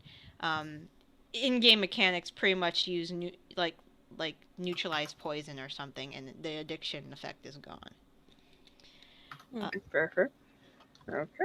And the last thing he has is... Oh, there's two more things. He has some Nara root. And the Nara root... Wow, this is weird. The Nara root can be made into a tea. It has a licorice flavor. And it has the effect of suppressing female fertility for a certain amount of days. No. Yeah. Listen, everywhere that there's going to be, they got to have something to do in downtime. And you can't have kids in a ranger enclave. You just can't. And then as a small child, runs chasing Bittersweet in the background. And the last thing he has that might be interesting are these acorns. And for all intents and purposes, they have a 10% chance of empowering a spell. So it's kind of like those, it's like last-ditch effort type of items. What was that? The 10% chance of empowering? So he brings out these acorns. He explains that they're from a tree known as a dragon's eye oak. And each one, if you use it as part of a component or with your arcane focus, he explains, there's a 10% chance that these will empower your spell. What does that mean, empower? For all intents and purposes, mechanically, one level higher. Okay. Ooh. But it is a 10% chance. Yeah. Meaning these won't work all the time, but if you're desperate, you're back against the wall, you might as well go guns a-blazing. Works 10% of the time, 100%. Well, that's a deal. Okay. I just saw the GIF. Yep. Um, But I am definitely interested in getting some of those cherries and the floating wood. what do you want the floating wood for? I want. I want it. I know. That's all that matters. Yeah. Do That's you need any other reason, really? Yeah, because obviously what our rogue needs, who already has boots that make no sound and can go invisible, is some way No that fucking she can float shit. off of the ground. Yes, I want it, and I have the money for it, so I want it. Duh. I always find it's good to pick up unique items. You never know what use they might be for. If nothing else, it could be carved into Might a I children's ask? toy and sold. Might I ask, is the sorrow wood, does it come in the form of planks, or does it come as a branch that we would have to whittle ourselves? Right. So the swordwood he showed you was a plank. Okay. So he has one plank. He has one blank.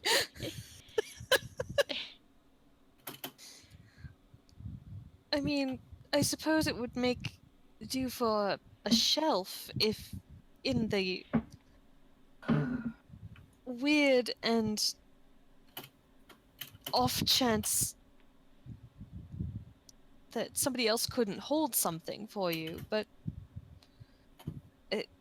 one plank seems rather silly. I mean, if you're going to use your own, feel free to get it, but Zeno will say, like I said, I'm interested in trading for interesting items. If all you have is gold, I could take some of it. I mean, we do go to the prime plane at midnight, so maybe try to get something, but I've got some things you might be interested in. I'll be honest, I did get rid of most of the truly interesting items on our last trip, but I have some various potions of uh, climbing, animal friendship. I got malice poison, drow poison. This kind of shake it. This slightly chunky superior health potion.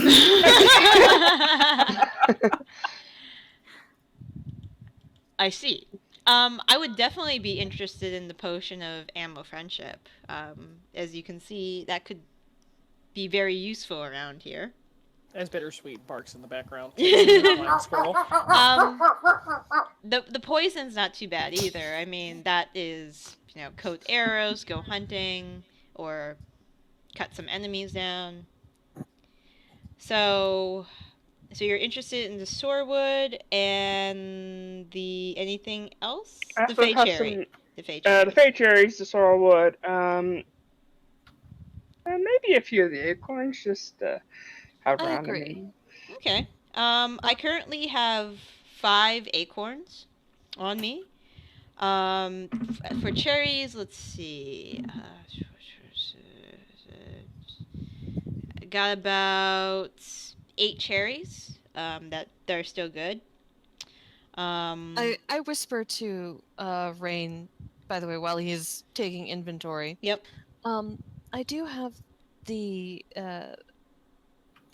protection from good and evil spell prepared. Does that restrict you from doing other spells? Is that concentration? In other words? It is concentration, but I've been working on doing concentration spells together, and I think I've figured it out.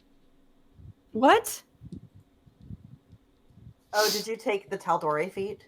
Mm-hmm. dual focus, baby. I was wondering if one of us was going to end up taking that.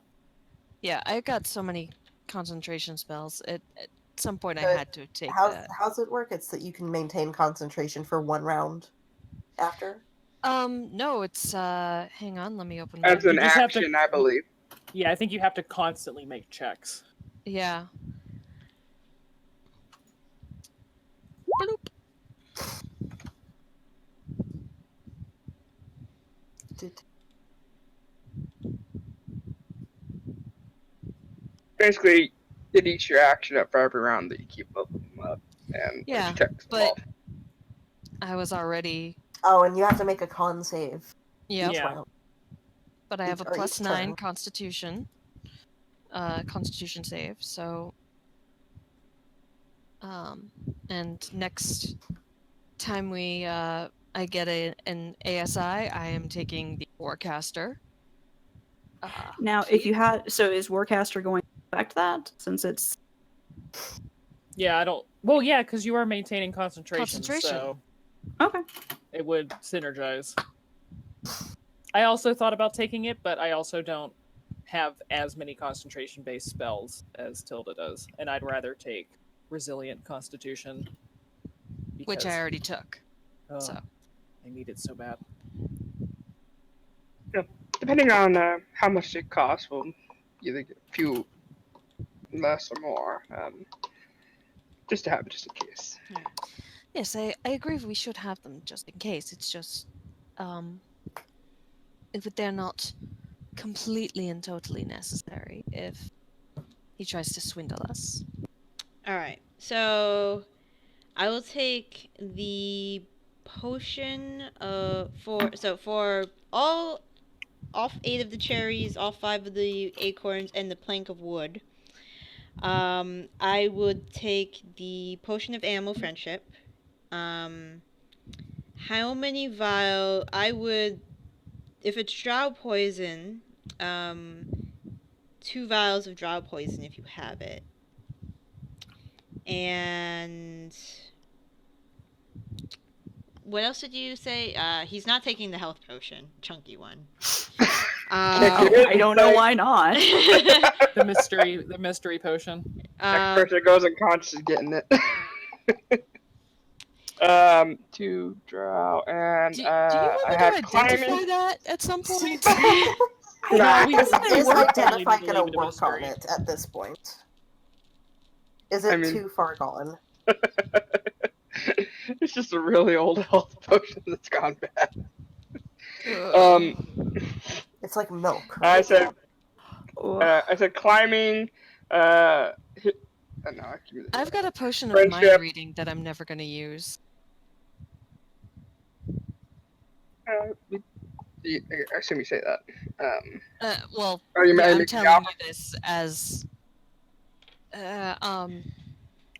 that Tilda would have offered this maybe as well. Like, Tilda's not one to just kind of, oh, I have this and I have this and I have this, but would pull Rain aside and kind of whisper, I have a potion of mind reading that I have a spell that can do that. So he wanted the animal friendship, 2 draw potions, which I'm fine with.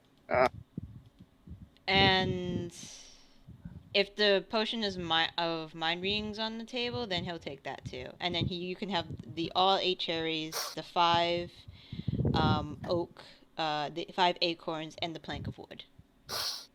The floating plank of wood. You can make an intelligence check if that's a good deal. Yeah, Seems sure. like it is to me. I was about to say, Tilda would too. Yeah, of course.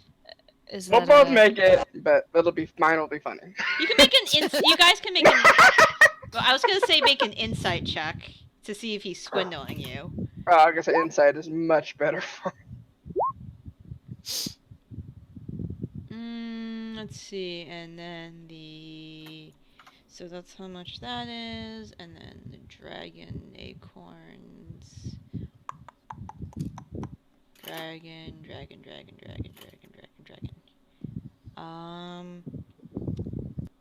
That's actually a pretty good deal.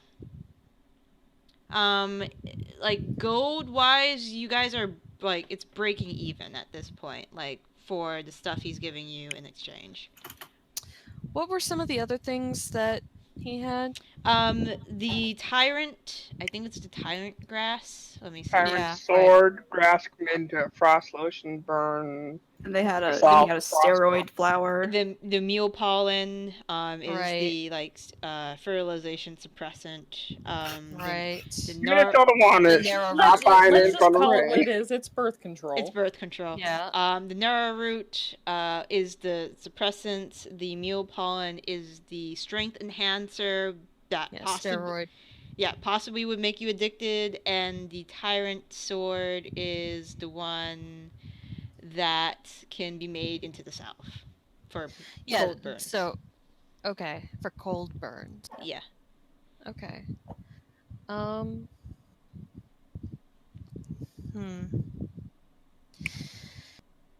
Do you have anything else, darling? Anything interesting? Let's see. He opens his bag and looks into it, and he has a lot of like polished rocks and bits of hemp, like half done hemp jewelry he's been making, and it's a couple of rags. I love that we're at a hippie commune. Oh, interesting. Well, I have this. I don't know if you'd be interested Oh, I in forgot it. I had this. He takes out a dried dark lavender mushroom cap. Mushroom. Okay. You think if it wasn't shriveled, it probably would be about a foot in diameter. If it was Jesus. still in its non-shriveled state. He explains Gross. that if it's it's called a pixie table, and typically in a lot of places, especially in the Feywild, it houses small fae like pixies. If you boil it, it dyes cloth lavender. It can be used. He's heard it can be used in a liquid called memory bind. And memory bind, if he recalls correctly, allows a magical caster to prepare an extra first level game mechanics, an extra first level spell in exchange for reducing the save by 2. An extra first level spell in reducing what? The DC save by 2. Okay. And out of game, if it doesn't have a spell save, this doesn't matter? I don't think it matters at that point.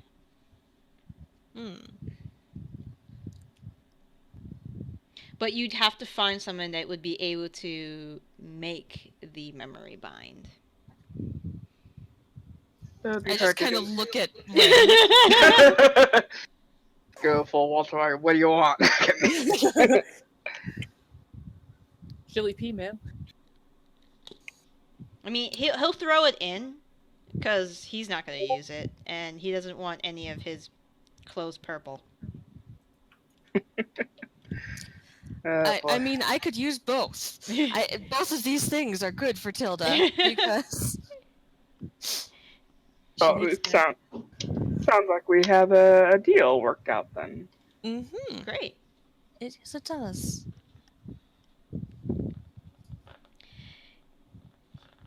Haven't seen a dog in a while though. Alright, so pixie table, the 8 fate cherries, the plank of soarwood, and the 5 dragon's eye oak acorns. Great. Awesome. Yes. Quickly hand the acorns over to Tilda because I'm not going to use them.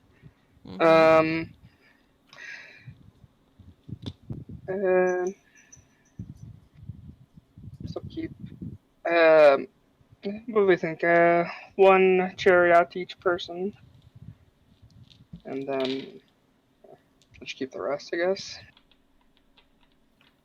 I think so. Yes. Just in case. Okay. So we'll pause with you guys there. Melanie. What's up? All right. So you're gonna go get a drink.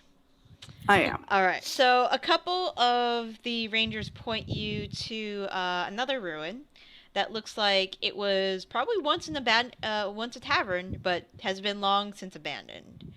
But from what you've been hearing from the rangers, they still use the fermenting area downstairs.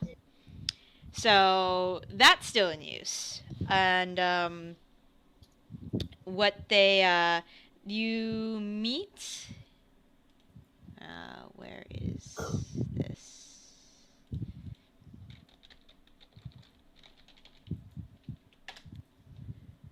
There we go.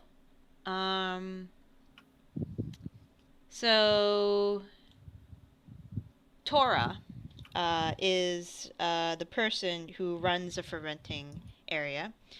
She is a gnome with these these long purple dreads that are wrapped up in in a large column Marge like hairstyle from The Simpsons. Okay. She's very skinny. She isn't wearing shoes. She's wearing like these very loose pants. Of like they're like fisherman style. Like let me show you what I'm talking about. They're like Thai fisherman pants. They're very loose and they have like a tie at the waist. And she's wearing pretty much like a wrap around her chest. And she's like, "Oh hey, you must be one of them. One of the people who came in the group. Name's Tora. Can I help you?" Yes. My name is Mel, and I would love to drink something with alcohol content. Well, I mean, yeah, you're in the right place. Awesome. We have dandelion wine, we have wild strawberry wine. I got some plums that have been fermenting in that cask for God knows how long, but the content is mwah. I got some. There's this rice that grows in the Feywild that makes this really really strong liquor. Probably you're looking at what was the content he was saying, like nearly 200 proof. Oh, But I I don't don't want to. think you want like a ton of that. Maybe I even don't want to die. obviously. No. I mean, it depends. Though, if I ever needed to get a giant really smashed, that would probably be the alcohol to choose. Oh, Uh, let me tell you. One time, there was this what do you call them? Them big giants with the big lumps on them. Formorans or something like that. I don't know, something with an F. We switched out his cast for some of this, and let me tell you, he was like out like a light, and we were able to get a couple of our bears to like carry him off the premises without causing any damage. It worked like a charm. That is actually very handy sounding. Let me try those plums. Okay. That you've just had sitting in a barrel for a while. Sounds pretty marvelous. So she hands you, it's already tapped, so she hands you a glass of it. It smells of plums, and when you drink it, it's sweet. It's more like a plum sake when you drink it. It's dry, it's crisp. It can be drink chilled, but most of the folks around here, she explains, drink it like at room temperature. It's very nice actually. this is delicious. Tell you what, I hear you guys barter with things. Is that correct? Yeah, we do. Is there a way I could get a container of this to take with me? Oh, yeah. Let's see. I have well, actually, this might be maybe worth maybe a couple bottles of this, and I am going to offer her the chunk of perclesium I've been carrying around that I got in the crater from that place that they smashed. That's a very pretty rock. This is a very special magical rock that is used to make enchanted items and spell components and all kinds of nonsense. Now, I realize this is a very small one because I think it's like the size of like a plum. I don't think it's very big. It might be smaller than that. Roll an insight check. Oh, shit. At least I'm not giving him demon stuff. What check did you want me to do? Insight. She has no fucking idea what you're talking about. I'm feeling very attacked right now. This is okay. So basically, if you know any spellcasters, this is the shit. She kind of like gives a glance around the ruins, like, you serious? Okay, well, all right. I put the rock away. I pull out a copper breastplate with lilies that I'm pretty sure was actually for a small creature. It's a very pretty breastplate. Not magical to my knowledge, but I mean, it's old and pretty. I mean, somebody here will use it. Okay, well, if I could get a container of this delicious plum alcoholic beverage, sure, I will leave you with my this breastplate. Sure, I mean, like a large wineskin would probably be fine. That sounds marvelous. Okay, sounds good. She goes behind the decrepit tavern counter, and she starts like throwing away like large pieces of like written on parchment and like an old.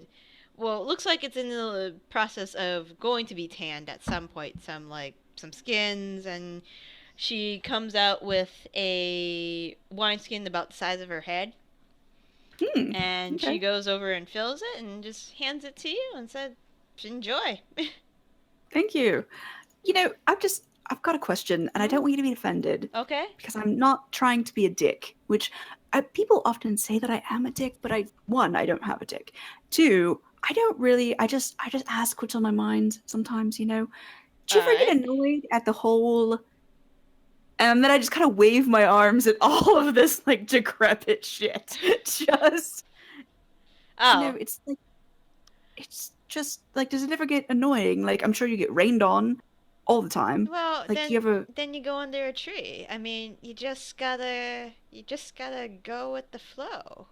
Gotta be like water. Gotta adapt, you know? If water goes in the cup, it becomes the cup. If it goes into the wineskin, it becomes the wineskin. You just gotta adapt, hun. Right. No, but like, isn't it sometimes inconvenient? I got everything I need right here. What else could I want? Walls. But I guess not. I mean, honestly, it's just a difference of you know, background. I was just curious because I didn't know if it was like, oh, I can't build things here because it like they always fall apart. This place is cursed, or if it was just like no. I've been to the prime material plane, and like y'all have like rents and like all the like politics and things like that, worrying about money. The politics actually is some bullshit. Listen. So far, she's got a point.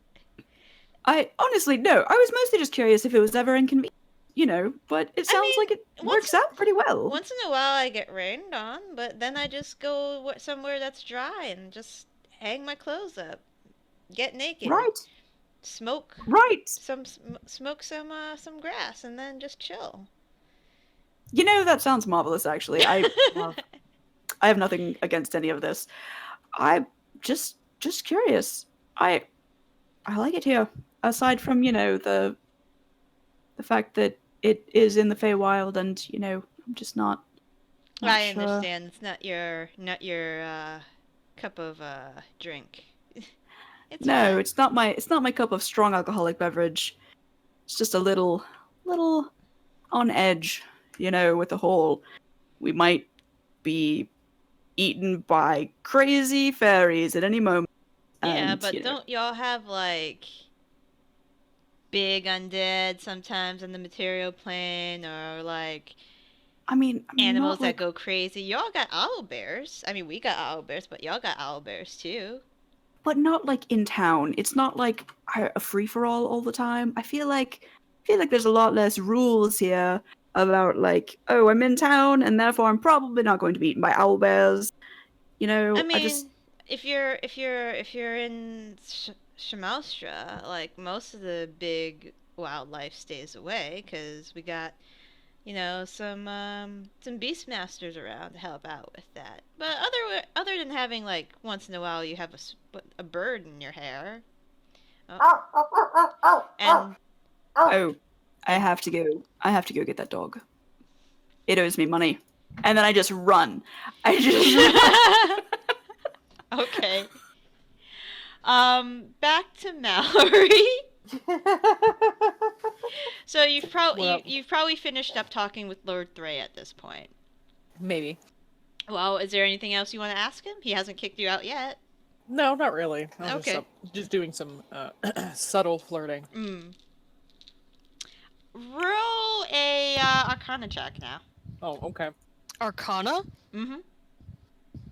They do think Flirting is really getting good or weirdly really bad. hardcore over here.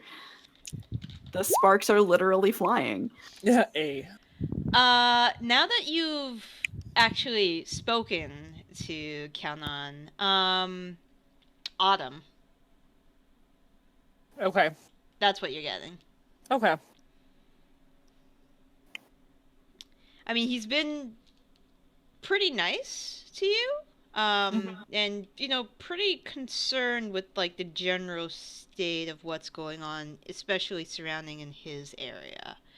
Kind of like, you kind of also get the notion, just with, like, a passive insight that he kind of wants things not to be riled up.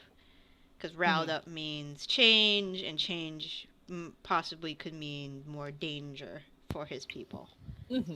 But if he's in autumn, then wouldn't he like change? Like, that's I what think that's autumn's all the about? summer one. Yeah, summer is change and action, and autumn is like nurturing, I think. Yeah, I think that I sounds right. disagree, but okay. I think that's like the official. Well, that's like the standard way the book runs them. Yeah. Okay. But yeah, that's what he's putting down. Okay. I'm gonna try and find Zaitari, by the way. Okay. Leave the squirrels alone. So, Lord Threy, were you always a ranger, or did this just come to you? I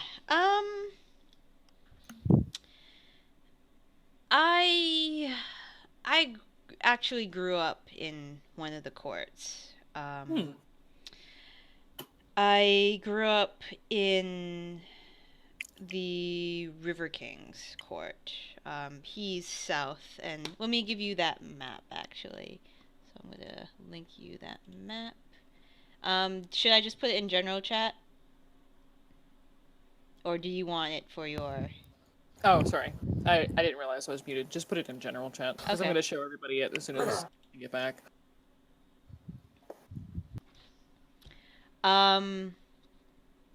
So, yeah, he grew up in what is known as the Riverlands, he explains. He was a lower member of the River King's court. He didn't really care for... I mean, the River King does indeed care for his people, but he can be he can be like the currents, pretty much. And he kind of got sick of that, and pretty much judging from the chill lifestyle that everybody, pursues within the ruins, you can probably understand why. Yeah. I get it. I saw the gif. All right.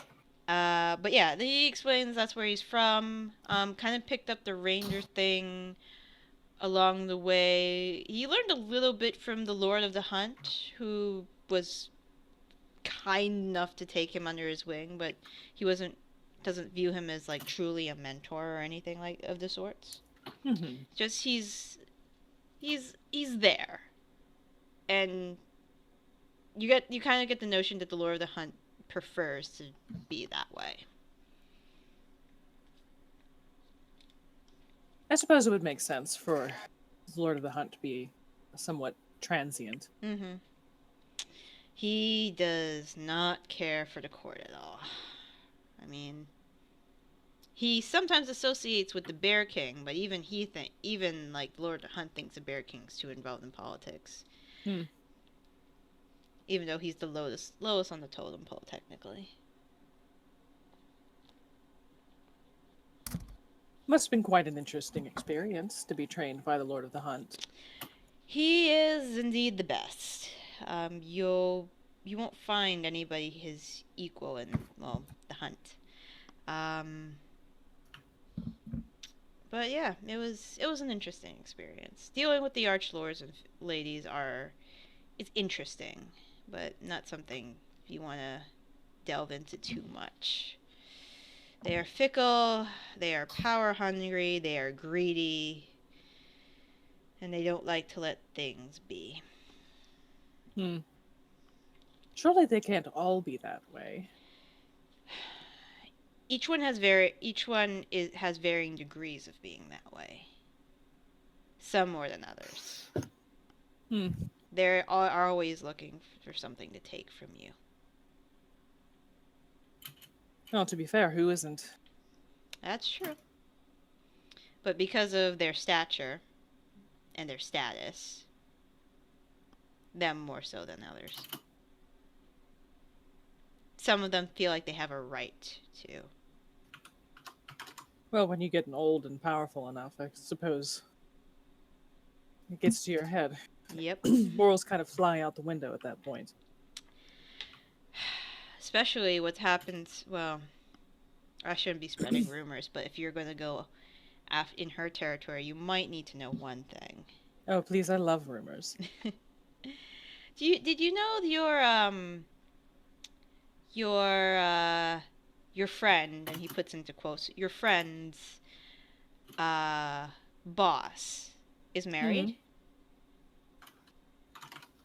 Really? Yes.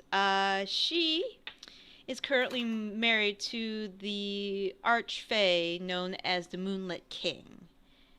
He controls the Winter Court. And he hasn't been seen in a very long time. In fact, interesting.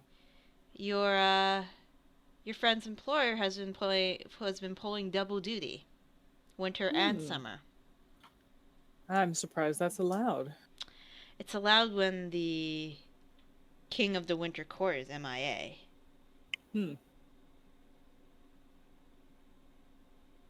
That's interesting. Oh, wait. ... Didn't we free him? You freed the former King of the Summer Court. Oh, yeah. And he's still doing his thing. Yep. What was his name? Relcath. Relcath. Here's an interesting tidbit. Have you ever heard the name Relcath? I have before. A former King of the Summer Court, if I do recall. How did the current queen come to her power? Relcath went missing many. And I throw up my hands and go, missing. He's not missing anymore. Really? And I nod. Interesting. Well, even more reason for me not to get involved. Oh, probably not. No. Yeah, that was... I almost forgot about that. That was Very interesting. Interesting.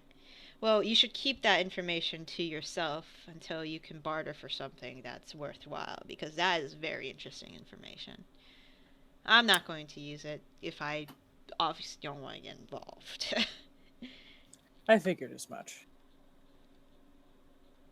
But I didn't know if it changed anything. But knowing that I should keep it a bit closer to the chest and It play could the be, cards right. it could be very, very useful to the right people. Okay. Because I know that there are a lot of people who probably want the queen out. And if they have somebody to put in her place, that might be very interesting.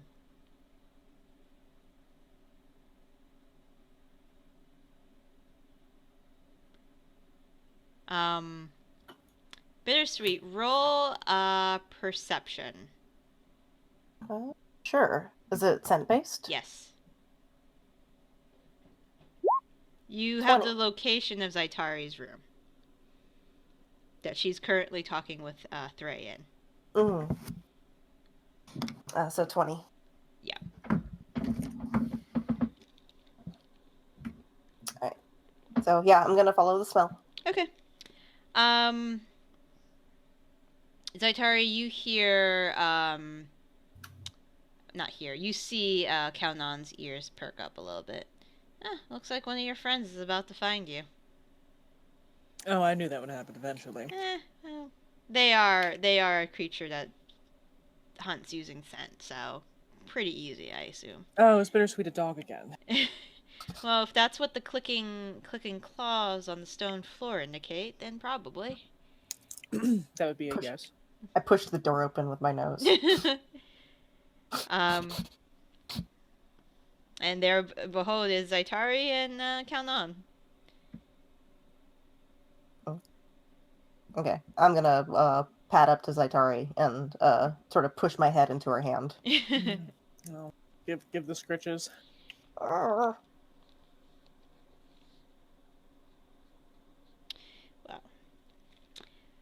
if that is all, I have some fletching I need to do and some orders I need to give out to the troops, so to speak. Just find me in the morning. I'll take you to Ketu, and we'll go from there. You then That see didn't sound Melanie so run cool. in, following the dog.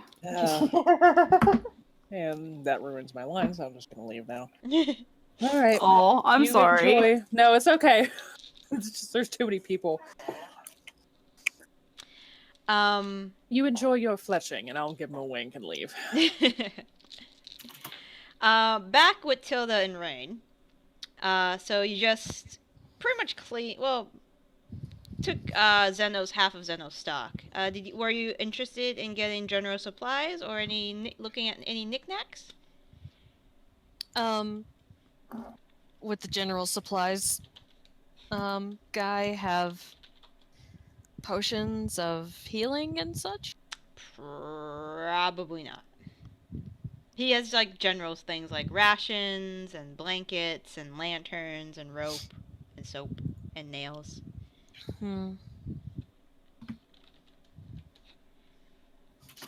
He has nails. Well, the metal Did he ones. get them from Melanie? Ah.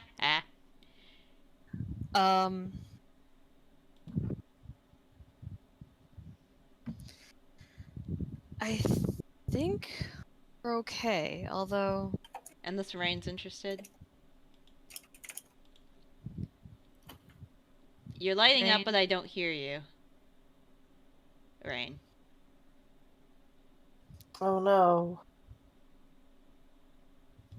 Hello? Rain? Oh, there you are. Hey, there you are. Hey. There it is.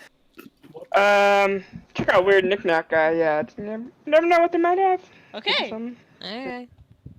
You have Alright. bonus action, ring of invisibility. Never know. Could happen. Weird knickknack guys like a box of chocolates. You never know what you're gonna get. I mean, he's a knick-knack guy. Yeah. We might get a knick-knack paddywhack. Give the dog a Give the dog a bone. bone. Yep. Yep. Bone? Exactly. I'm sure would appreciate that. The dog is everywhere. I know. There's actually multiples of Bittersweet. You never know. It's the multiverse theory. Yeah. Apparently, we're just in the one where like there's just mirrors. No, Bittersweet's just sniffing at the eladrin. What's his name again? It's Count on. That's it. Yeah. He smells like autumn leaves. That's kind of gross. I flop over on my back. He'll give you a belly rub. Nice. All right. So you find Arbane. He is the knickknack in the no, Arbane's the general supplies. Hagen, the human, he's the knickknack guy.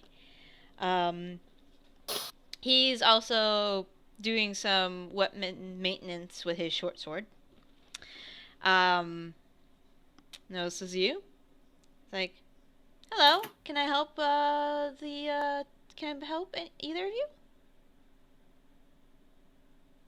Well, we're just here to browse. We hear you, Hagen, are the source of the most interesting items in the city. I do have pretty interesting items. I can just list them off for you. If anything catches your ear, then we can do a trade. And we'll discuss it. All right. No, that's okay. We can see all your items. All right. He'll put out a bunch of weird-looking items as we are listing, and he will, mention. Okay, so he has, and I'm going down the list. When did I write this? I must have been. Okay. He has and he asks that you don't ask him where he got these from. General, pawn shop rules. Mm-hmm. He has a single pubic hair from a nymph. He has a string of firecrackers. He has a bronze coin that looks really old. There is a literal dirty deck of playing cards. He has a horseshoe, which he claims was once worn by a unicorn. A genie's veil. A apple he claims is from a dryad's garden. A hen's tooth. A lead figurine of a woman. What looks like to be a white crayon and a very strange looking six-sided die. I told you, he has weird knickknacks. There is a failed adventurer's suicide note that starts with, "I should have died down here with the others." Jesus. Was that from Bryn? I had to. Damn it. There's a little plastic toy of a boulette. I'm sorry, did you say plastic? Yes. It's like a polyurethane type of plastic. They have plastics in the Discovered Middle East? plastic.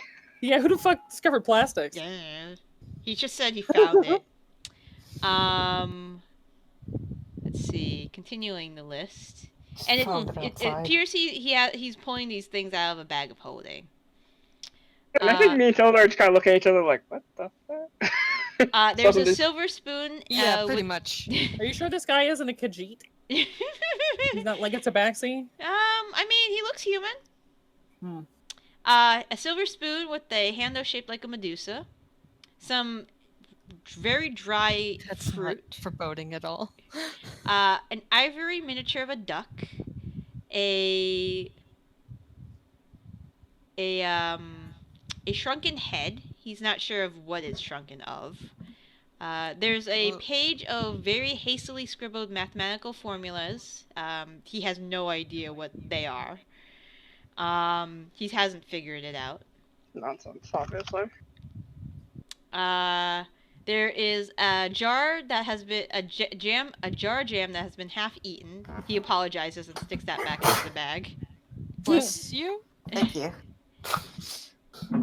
A triangular silver coin of some unknown region.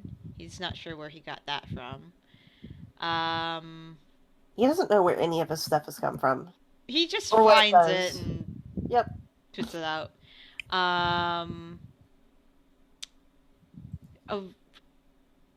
A very creepy doll. It looks like the Annabelle doll. Nope. Nope. Nope. I'm gonna keep you in my ribcage, Annabelle. How would you like that? There is a glass eye, Yeah. but the pupil looks like one of those pupils you get from a goat. Ugh. Oh, like rectangular? Yes. Oh, weird. A monocle, a very big, gaudy silver belt buckle. There's a rot grub encased in glass at the center. Crawler is written in cheap gems at the bottom. Okay, so I have a theory about this guy's bag of holding. It's secretly connected to all other bags of holding, and it just like randomly steals things. That would be amazing. Wait, on the left, there's a gaudy silver belt buckle. Yeah. So here, let me just. Does it say juicy on it? Nope, it says No, it said crawler. Yep. Right? Yep. Like, oh, crawler. I was thinking cruller, like Crawler. Yes. Oh, I thought the rot grub is a separate thing from the belt buckle. Nope, it's encased in glass and stuff. Oh, Jesus Christ.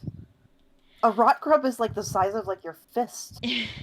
It's a really a big word- silver gaudy buckle.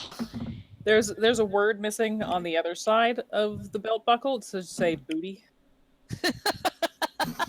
They wanted it to say booty collar, but the person they commissioned it from spelled it wrong. No regrets. Not one. Continuing on. Not even a one.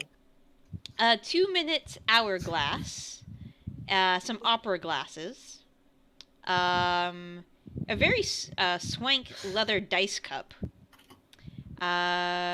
He claims this is a stolen communion wafer from the Church of Violence. The Church of what? Church of who? Violence.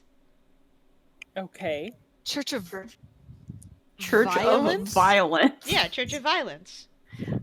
Cool. I feel like I'm on an SNL sketch right I know. now. Church of Violence? Or It's like- Violence? or Violence? It's like a Stefan sketch. I missed. No, I'm actually going back to Gilda Radner. No. And the whole... I have the bag of holding. It's called Violence. stuff. It has literally everything. That But could look at act, the but that color. works too. Megalodon tooth. He takes out a vest. He claims it has 100 pockets, and he claims that one of the pockets has a four-leaf clover, but he hasn't yet defined it.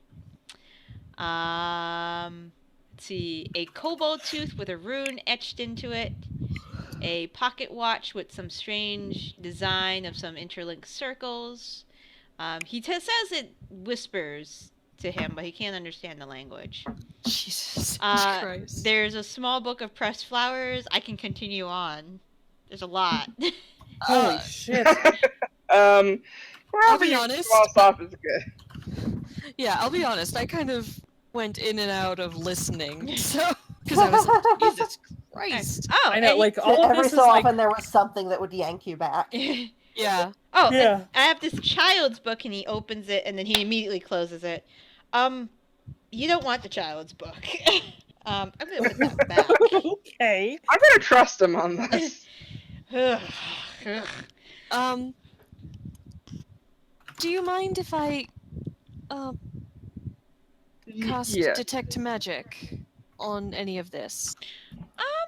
You're more than welcome to. Wonderful. I start the ritual for casting detect magic. Okay. I should have started it at the beginning of this list. Damn it. Okay. Well, going backwards. The pocket watch is definitely magical. And when you do hold it up, you do hear some whispering. It is in Celestial, and it's whispering about the space-time continuum. The fuck? What about the space-time continuum? Is it just saying the space-time continuum, the space-time continuum, Well, the space-time I mean, continuum, if we over and over? there's some deep science arcane stuff going down here.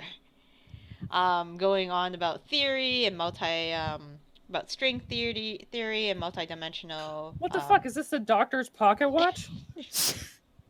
Probably, with all the Probably. circles. The Feywild is fucking weird, man. Who knows? The Sounds like it's Gallifreyan on the face of the watch, too. Yeah. the communion wafer is not magical for sure.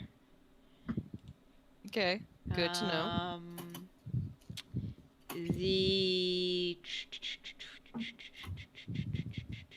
The doll is magical, but I don't think fuck. you want that. No thanks. That really just reinforces the fact that we do not want it. Nope. Big nope. The From triangular Ro and from Tilda. the triangular silver coin is magical. This is the one he doesn't know where it's from.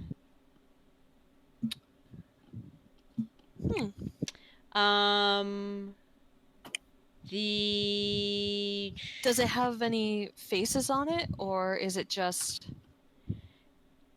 It does have like a heads and tails side. You don't recognize either side, and you don't even recognize the language that's written. Well, that sucks. So what's the School of Enchantment? Or School of Magic? Conjuration. Okay. Mallory wants the coin. Actually, hold on. I have a list of things I want. Mallory wants the coin. I gotta 1 second. Maybe I'm wrong. I gotta make sure it is. I personally really want that duck. Yeah, it is conjuration. It's on the list. It's conjuration. I was also interested in the duck. It's just a duck. Just an ivory miniature of a duck. Well, the duck would also look cute in the tavern, so. Also, it's a statue type thing, so you know, right? Oh, true. Yeah, the mathematical equations don't bring up anything. The pubic hair from the nymph, if you really want it, does bring up stuff. I'm Wait, good. it's magical? Yeah. Yeah, it comes from a nymph. If it's actually a pube, but if it's I mean, actually a like- pube from a nymph.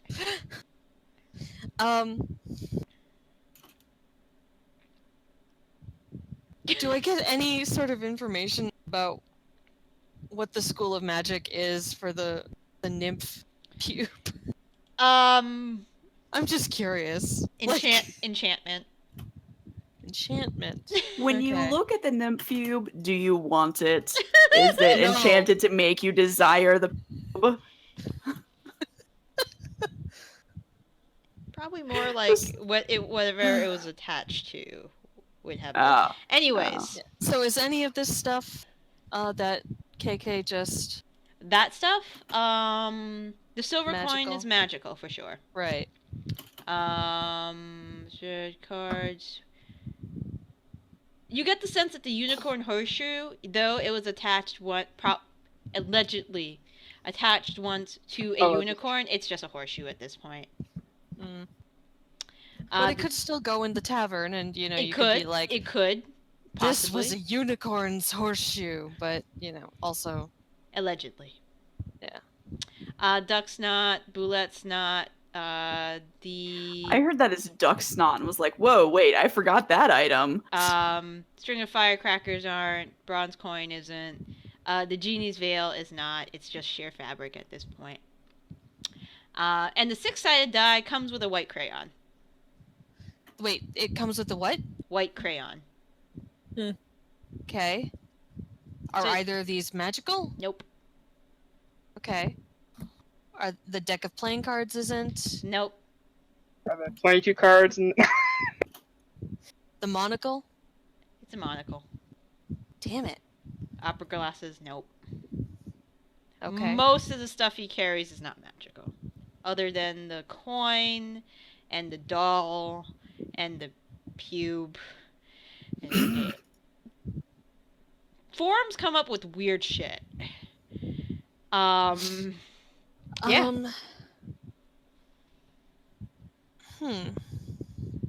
If I use the my third eye, Yeah. and turn it to greater comprehension, I can read any language. Can I read what's on the coin? Yeah. Okay. Give me a second. I'll get my notes out.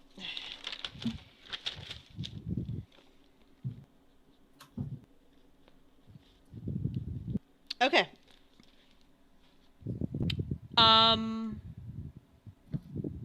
You can read the coin.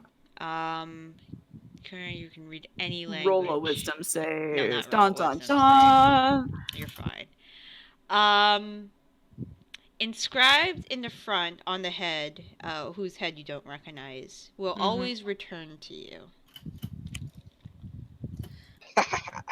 Is it okay? So will always return to you. Mm-hmm. He'll always. Will always return to you. Okay. And on the back. On the back, now that you're just inspecting it a little more closely, the coin looks like the tails portion looks like a 3-steepled temple of some sorts, but it's not any type of temple you've ever seen. It doesn't have any language. There's no language on this one. Not the side, yeah. I'm gonna turn the tail side towards the merchant and ask, "Do you know what this temple is, darling?" He squints. I'm afraid not. Nowhere in the Feywild I can tell. That's good. It's not the Church of Violence, is it? I don't think so. Church of Violence, I think, would have more severed heads or skulls. Sure, but it's only so large a coin. True. Perhaps they couldn't put the severed heads except on the front, and I turn it around to show the front with whoever's head is there. Ah, I don't know who he is. Uh-huh.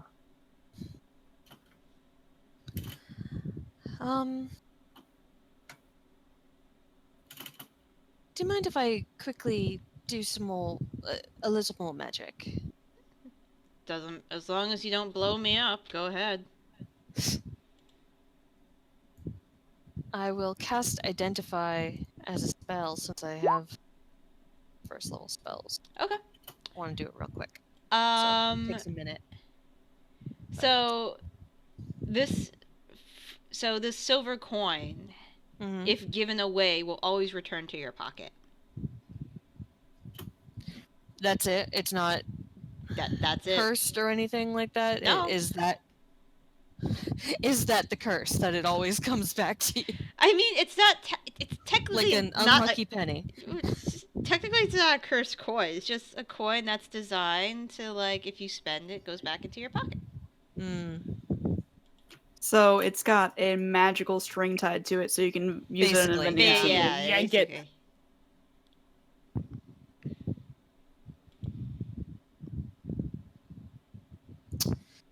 I will explain this to Rain, and also point out that it's such a rare coin that I don't see it having much in that, you give it away, people are going to be suspicious of it to begin with, and they're going to say, that's not currency I recognize, so why should I accept it? But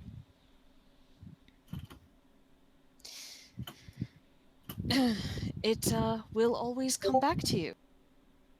That's interesting. Or So, what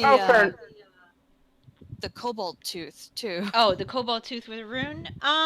It looks more like it was like an arcane focus, not really magical in itself. Okay. And the megalodon tooth? It's a fossil. Came from a really big shark.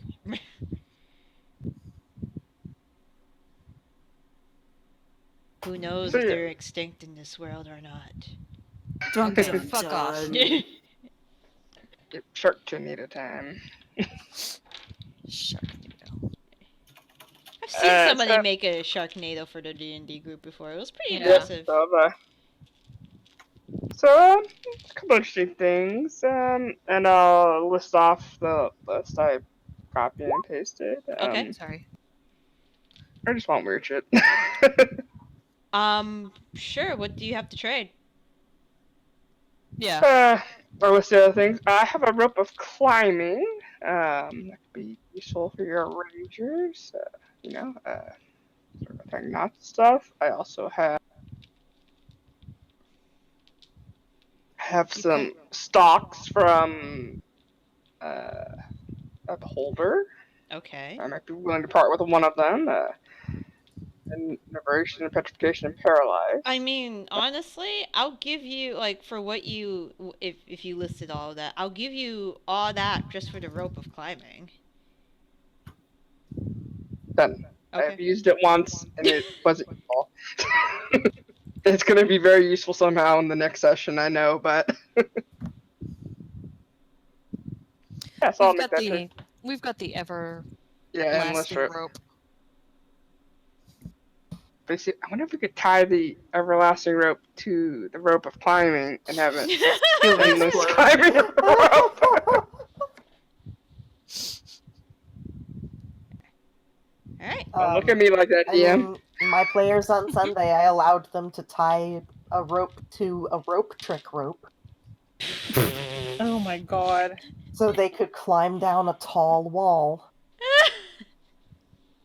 So the wizard cast rope trick, and they tied a rope to the bottom of the rope trick, and then they used that to scale the wall, and you know what? It worked. Oh yeah, of course it did. It's magic. Because I just went, fuck it. That's You what gotta I get do. down somehow.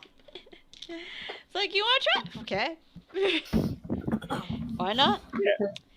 So we'll Because trade that. honestly, any wizard willing to prepare a rope trick to take that spell instead of like a million other ones that they could take, I want to reward him for using it.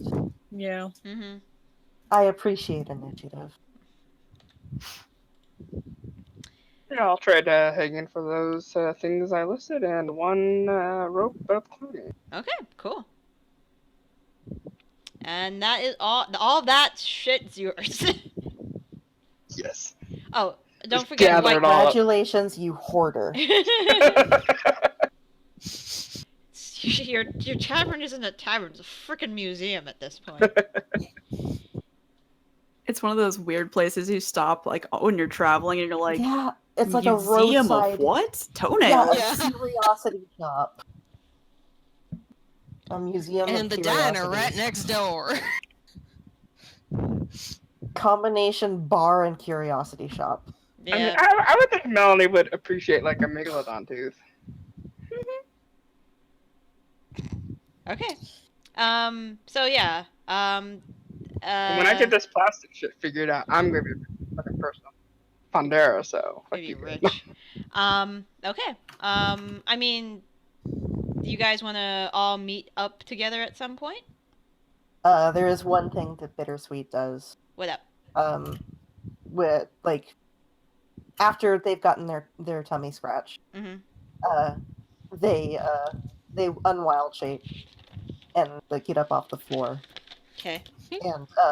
and sort of like nod at Kalman Okay. and say, So awkward. do you appreciate forthrightness? Yes. I am available for tummy rubs at any point. Oh. Whoa. Who are you talking Should you to? be so inclined. Who are you talking to? They're talking to Kelna. Lord Kalnon. Holy shit, I Thray. totally missed this. Actually, you'd be standing right there. Yeah, because I thought I carried Bittersweet out. He just kind of like looks at you, and he's just like Bittersweet smiles. he returns a smile, and he's like he says, "I will keep that in mind." Thank you. Don't say. Oh, my apology. I'm not one of the Fae you should be worried about. You are a kind lord. I try. Y'all are lucky that we have not run into. We really are. Nevertheless, please accept my apology. Just be careful. I shall. Have a wonderful night. You as well. He'll go back to his fletching. Is there a wink at that? No, he doesn't wink. Oh, I meant for Bittersweet. Oh. No, Have a Bittersweet doesn't wonderful wink. night. Wink. Anyway. Fucking Lord Thray. Getting all the attention tonight.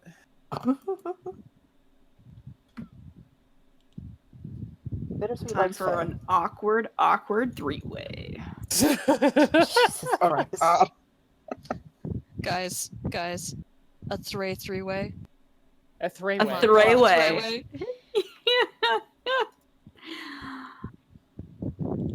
But yeah, and then Bittersweet would go out and reconvene. Okay. So, unless anybody else has anything they want to do, I'm gonna say you guys meet up eventually. Does anybody want to do anything during the night, or can we go to the morning? I cast the tiny hut. Okay. Hey, Melanie, you want half a string of firecrackers? I will trade you some really delicious plum wine for that. Done. And I'll throw in a megalodon tooth for you. Ooh. I try to put it in my mouth and act like a vampire. Ah. Yeah, that's not happening with the megalodon It's juice. the size of your mouth. I know, right? I'm a vampire. I'm a vampire. Melanie, honestly. I'm And just gonna- Atari, would you like a genuine genie's ale? Seems like that. Why not? I'll certainly take it. I'll add it to my extremely long list of inventory. Can always go in the tavern.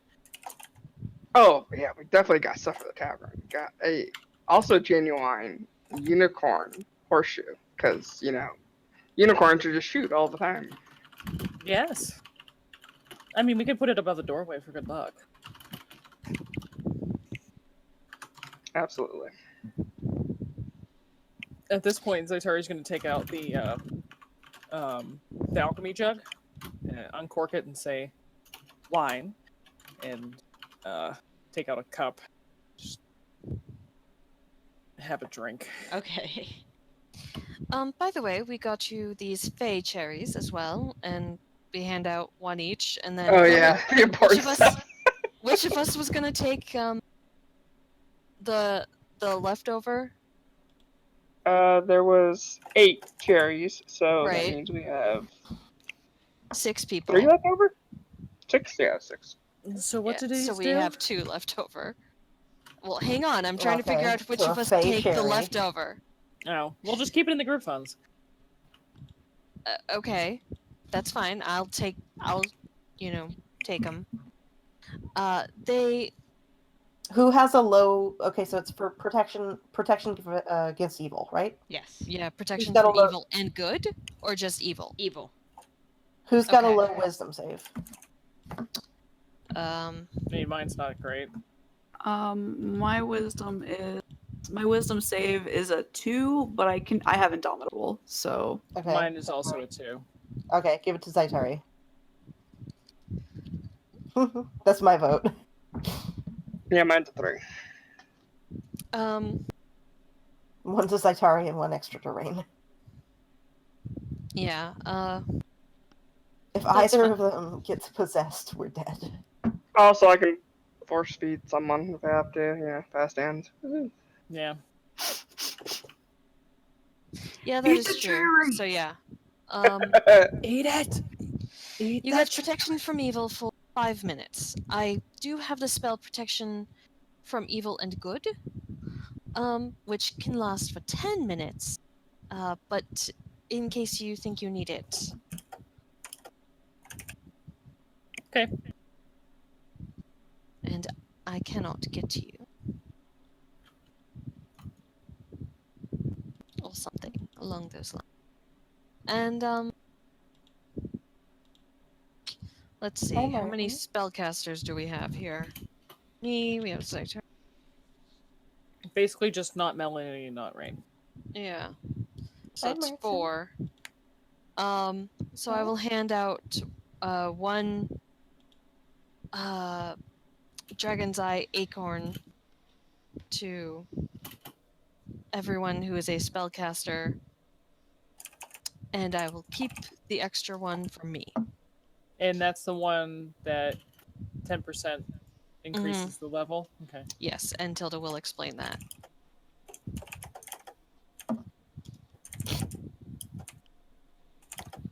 Martin says hello.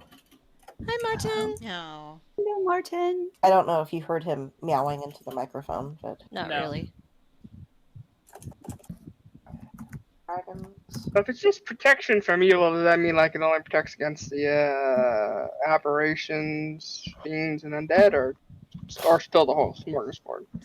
Oh, smorgasbord as long as the creature is evil. Okay. Okay. So we're going with the more traditional evil, not just weird shit. Mm-hmm. Okay. Anything else? Mm-mm. Okay. So morning comes. If I forgot, did we know if sound can go through the tiny hut? I forget. So here's the thing. It's not in the spell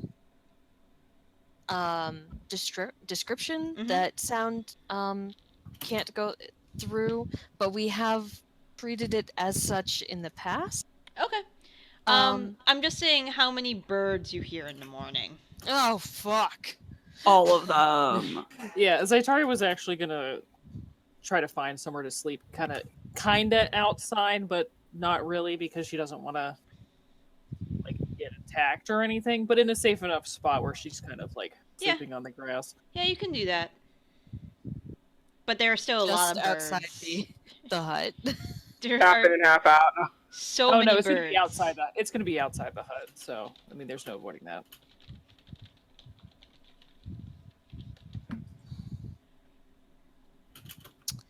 Yeah. Like we're talking about like maybe 4:30 in the morning they start chirping, Just Christ. just like regular So birds. I guess sound does come through. Muffled, pretty muffled. Aw. I mean, some birds start as early as 4 a.m. I don't know, I've heard birds also start earlier too. Yeah. But yeah, there's a lot of birds. The bullfrog that lives next door got really excited when the fireworks were going off. I think he thought somebody was flirting back.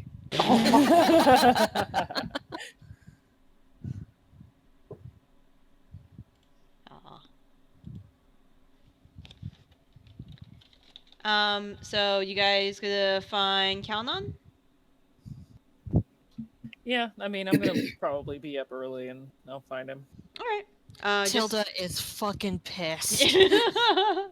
Are we gonna go much longer, or are we gonna be we're calling it a night we're soon, pretty just much out of wrapping curiosity? up at this point. Okay, Okay, good. alright. I didn't know if I needed to go to the restroom or wait. Okay. Zaitara, you finding Why not Kalnon both? yourself? It's Yes. not possible. Okay. You find Kalnon. He's pretty up early. He's been doing some target practice with a couple other rangers. Getting Nice, some. Tilda. Oh. What? She's right there. Ooh, 17. Getting. So I'm going to potentially make an ass of myself, but I'm going to try not to. Okay. Because I'm going to cast Enhance Ability on myself. Okay. Using Cat's Grace, so that I Okay. give myself an advantage on dexterity checks. Okay. I would like to try to throw a dagger at the target Sure. to show off. Okay. Perfectly fine. Would that give me advantage on the attack roll? Sure. We'll give it to Okay. you. Why not? Because if You're not, then going I'm through never all gonna this cast effort. it. You might let's just give it to you. Yeah, I'm just We're just a party of thirsty bitches. yes. Ooh, 20, All right. okay. All right. Except for Tilda, the only one of us with sense. Tilda's married, guys. Like, Not dead. But yeah, you throw it. that's fair. You hit it. Dead center in the target. There's also knocking one of the arrows off. Keldon looks mildly impressed. Yeah. That's fine. I'm not gonna do it again because I know I'm not gonna get that lucky. He says, "Good morning. Are you ready to meet Ketu?" Yes. All right. I believe the rest of my companions are still working on waking up. We do have one who is not an early riser. I see. As I go to walk forwards towards the targets after everybody's done shooting to grab my dagger. All right. He definitely should be up by now. Come on. He will lead you. He starts heading straight through the ruins till you are just outside of the ruins. There is a path very close by that he leads you to a clearing. In the clearing, there is a very large mushroom, about 6 feet tall, so taller than you. Has a green cap on top with a strange squiggly yellow, mustard yellow pattern along the edges. And he gets on his tippy toes and he's like, "Oh, good. Ketu! Ketu!" You hear, "Ah,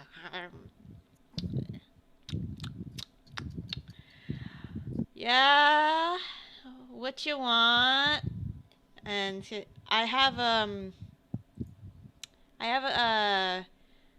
I'm cashing in my favor. And you hear, okay. Zaitari, Yes. flying down from his perch, is... I gotta see what color. Hold on. What? Give me a minute! I need to make sure it's the right one. What's in the box? What's in the box?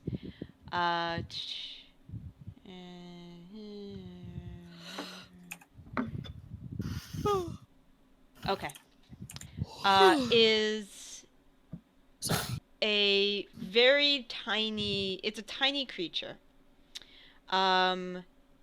He has 4 limbs with his crest is a brilliant hot pink, but the rest of his body, his scales are a deep violet. His wings, though, are a little odd for what you think a scaled lizard should have, are in the shape of butterfly wings.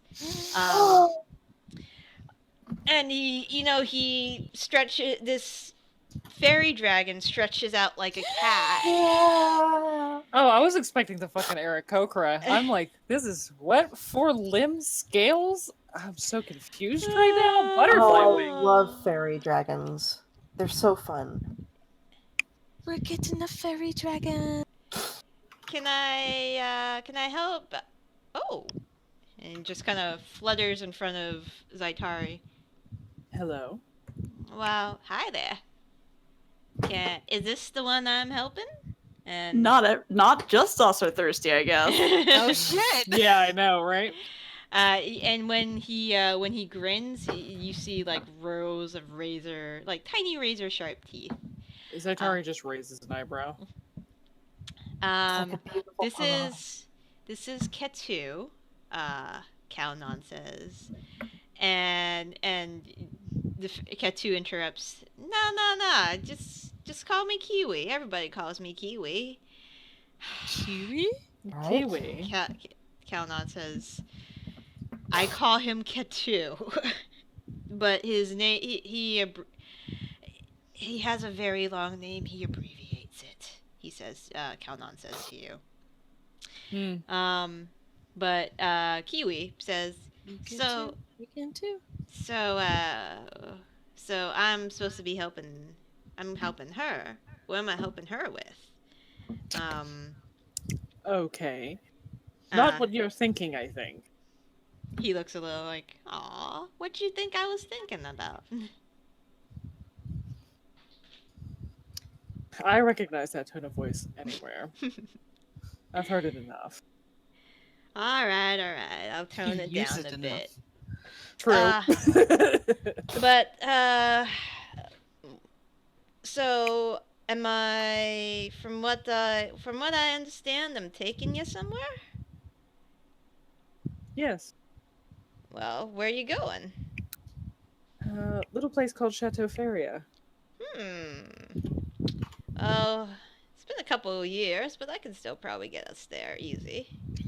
Probably. Well, most likely, like, landscapes change, it's the Feywild. True. But, I'm probably, and he kind of, like, puffs out his chest a little bit. And now he's, like, kind of, hovering, like, head, instead of, like, horizontally, he's kind of, like, stand up, vertically hovering. I'm probably one of your best bets of getting through the Feywild unscathed, more or less. Well, if that were to happen, I'd be most impressed. And I do aim to impress. I'm sure you do. Kalnon is just like, well, This is your burden to bear now. yeah, pretty much. It's Kalnon's Here like, you well, go. he's yours now. Here you go, have fun, bye. Well, I'll let you guys get to know each other, and when you're ready to depart, let me know. We'll at least get you out of the Shimaelstra territory, and then you are off to wherever you need to be. So how big is Kiwi approximately? Kiwi is, let me get size. So Kiwi is 1.5 feet long. Mm-hmm. So yeah, he's a foot and a half long. Probably weighs as much as a cat. Okay. So would be Small able cat. to perch on shoulder. Yes. Very much so. Alright, so Kiwi, you want to go meet the others? I think that would be a great idea. I'll kind of like flick my hair to the side and kind of like just offer my shoulder. He'll gladly take the shoulder. Okay. You notice his tail is prehensile, so kind of like wraps around, Jesus. like goes like hangs over your neck. He's not wrapping it around your neck. Mm-hmm. Getting comfortable. Careful while you put that tail. I think I'm gonna like this. Now I'm taking to the others. Okay. You guys are waking up when you guys are waking up when Zaitari strolls in with a deep violet small dragon on her shoulder. I say, everyone, meet Kiwi. Kiwi, this is everybody. You have a new friend. I do. Am I still asleep? No, What was he is a that? fairy dragon. Hello. Well, hello everyone. Name's Kiwi, as the pretty lady says. Pleasure to Pleased meet ya. Beautiful lady, thank you. Tilda, like, her eyes snap open at the pretty lady. I'm like, because it's still kind of a sore spot with her. She used to be pretty lady, and then Zaitari showed up and started calling you pretty lady. Anyway.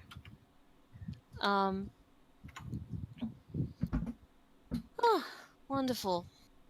Well, I mean, if you'd prefer, I could call Zaitari here beautiful. You obviously gorgeous, and he kind of like motions to you, Tilda. A The- charmer. I aim to please. But Tilda does kind of like preen a little bit.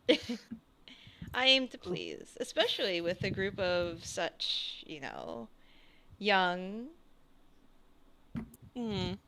very well above average looking folk like yourself. Excuse me. Very well above. Oh, Well- I never. On average, I mean, I have to. It's just because it's early morning, darling, and we're all still waking up. Bittersweet grins and is just like, what adjective would you use to describe me?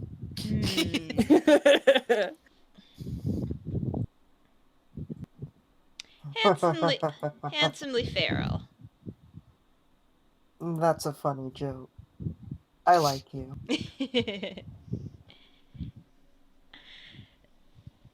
Well, you guys can take your time and get ready. I'll just hang out up here and enjoy the view. I feel like I should put more clothes on. Like just I've never seen a tiny cat-sized dragon leer at me before, and it's a little odd. Yeah.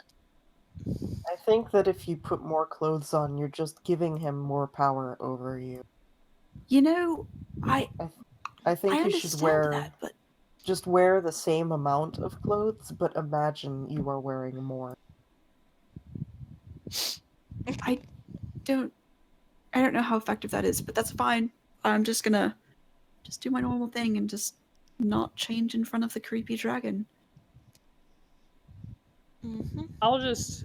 I mean, Kiwi, I can while step the out. others are, while the others are getting ready, why don't we go have a chat about where we're going? Splendid. I'd like that. Yes, God, I'll I'm starving.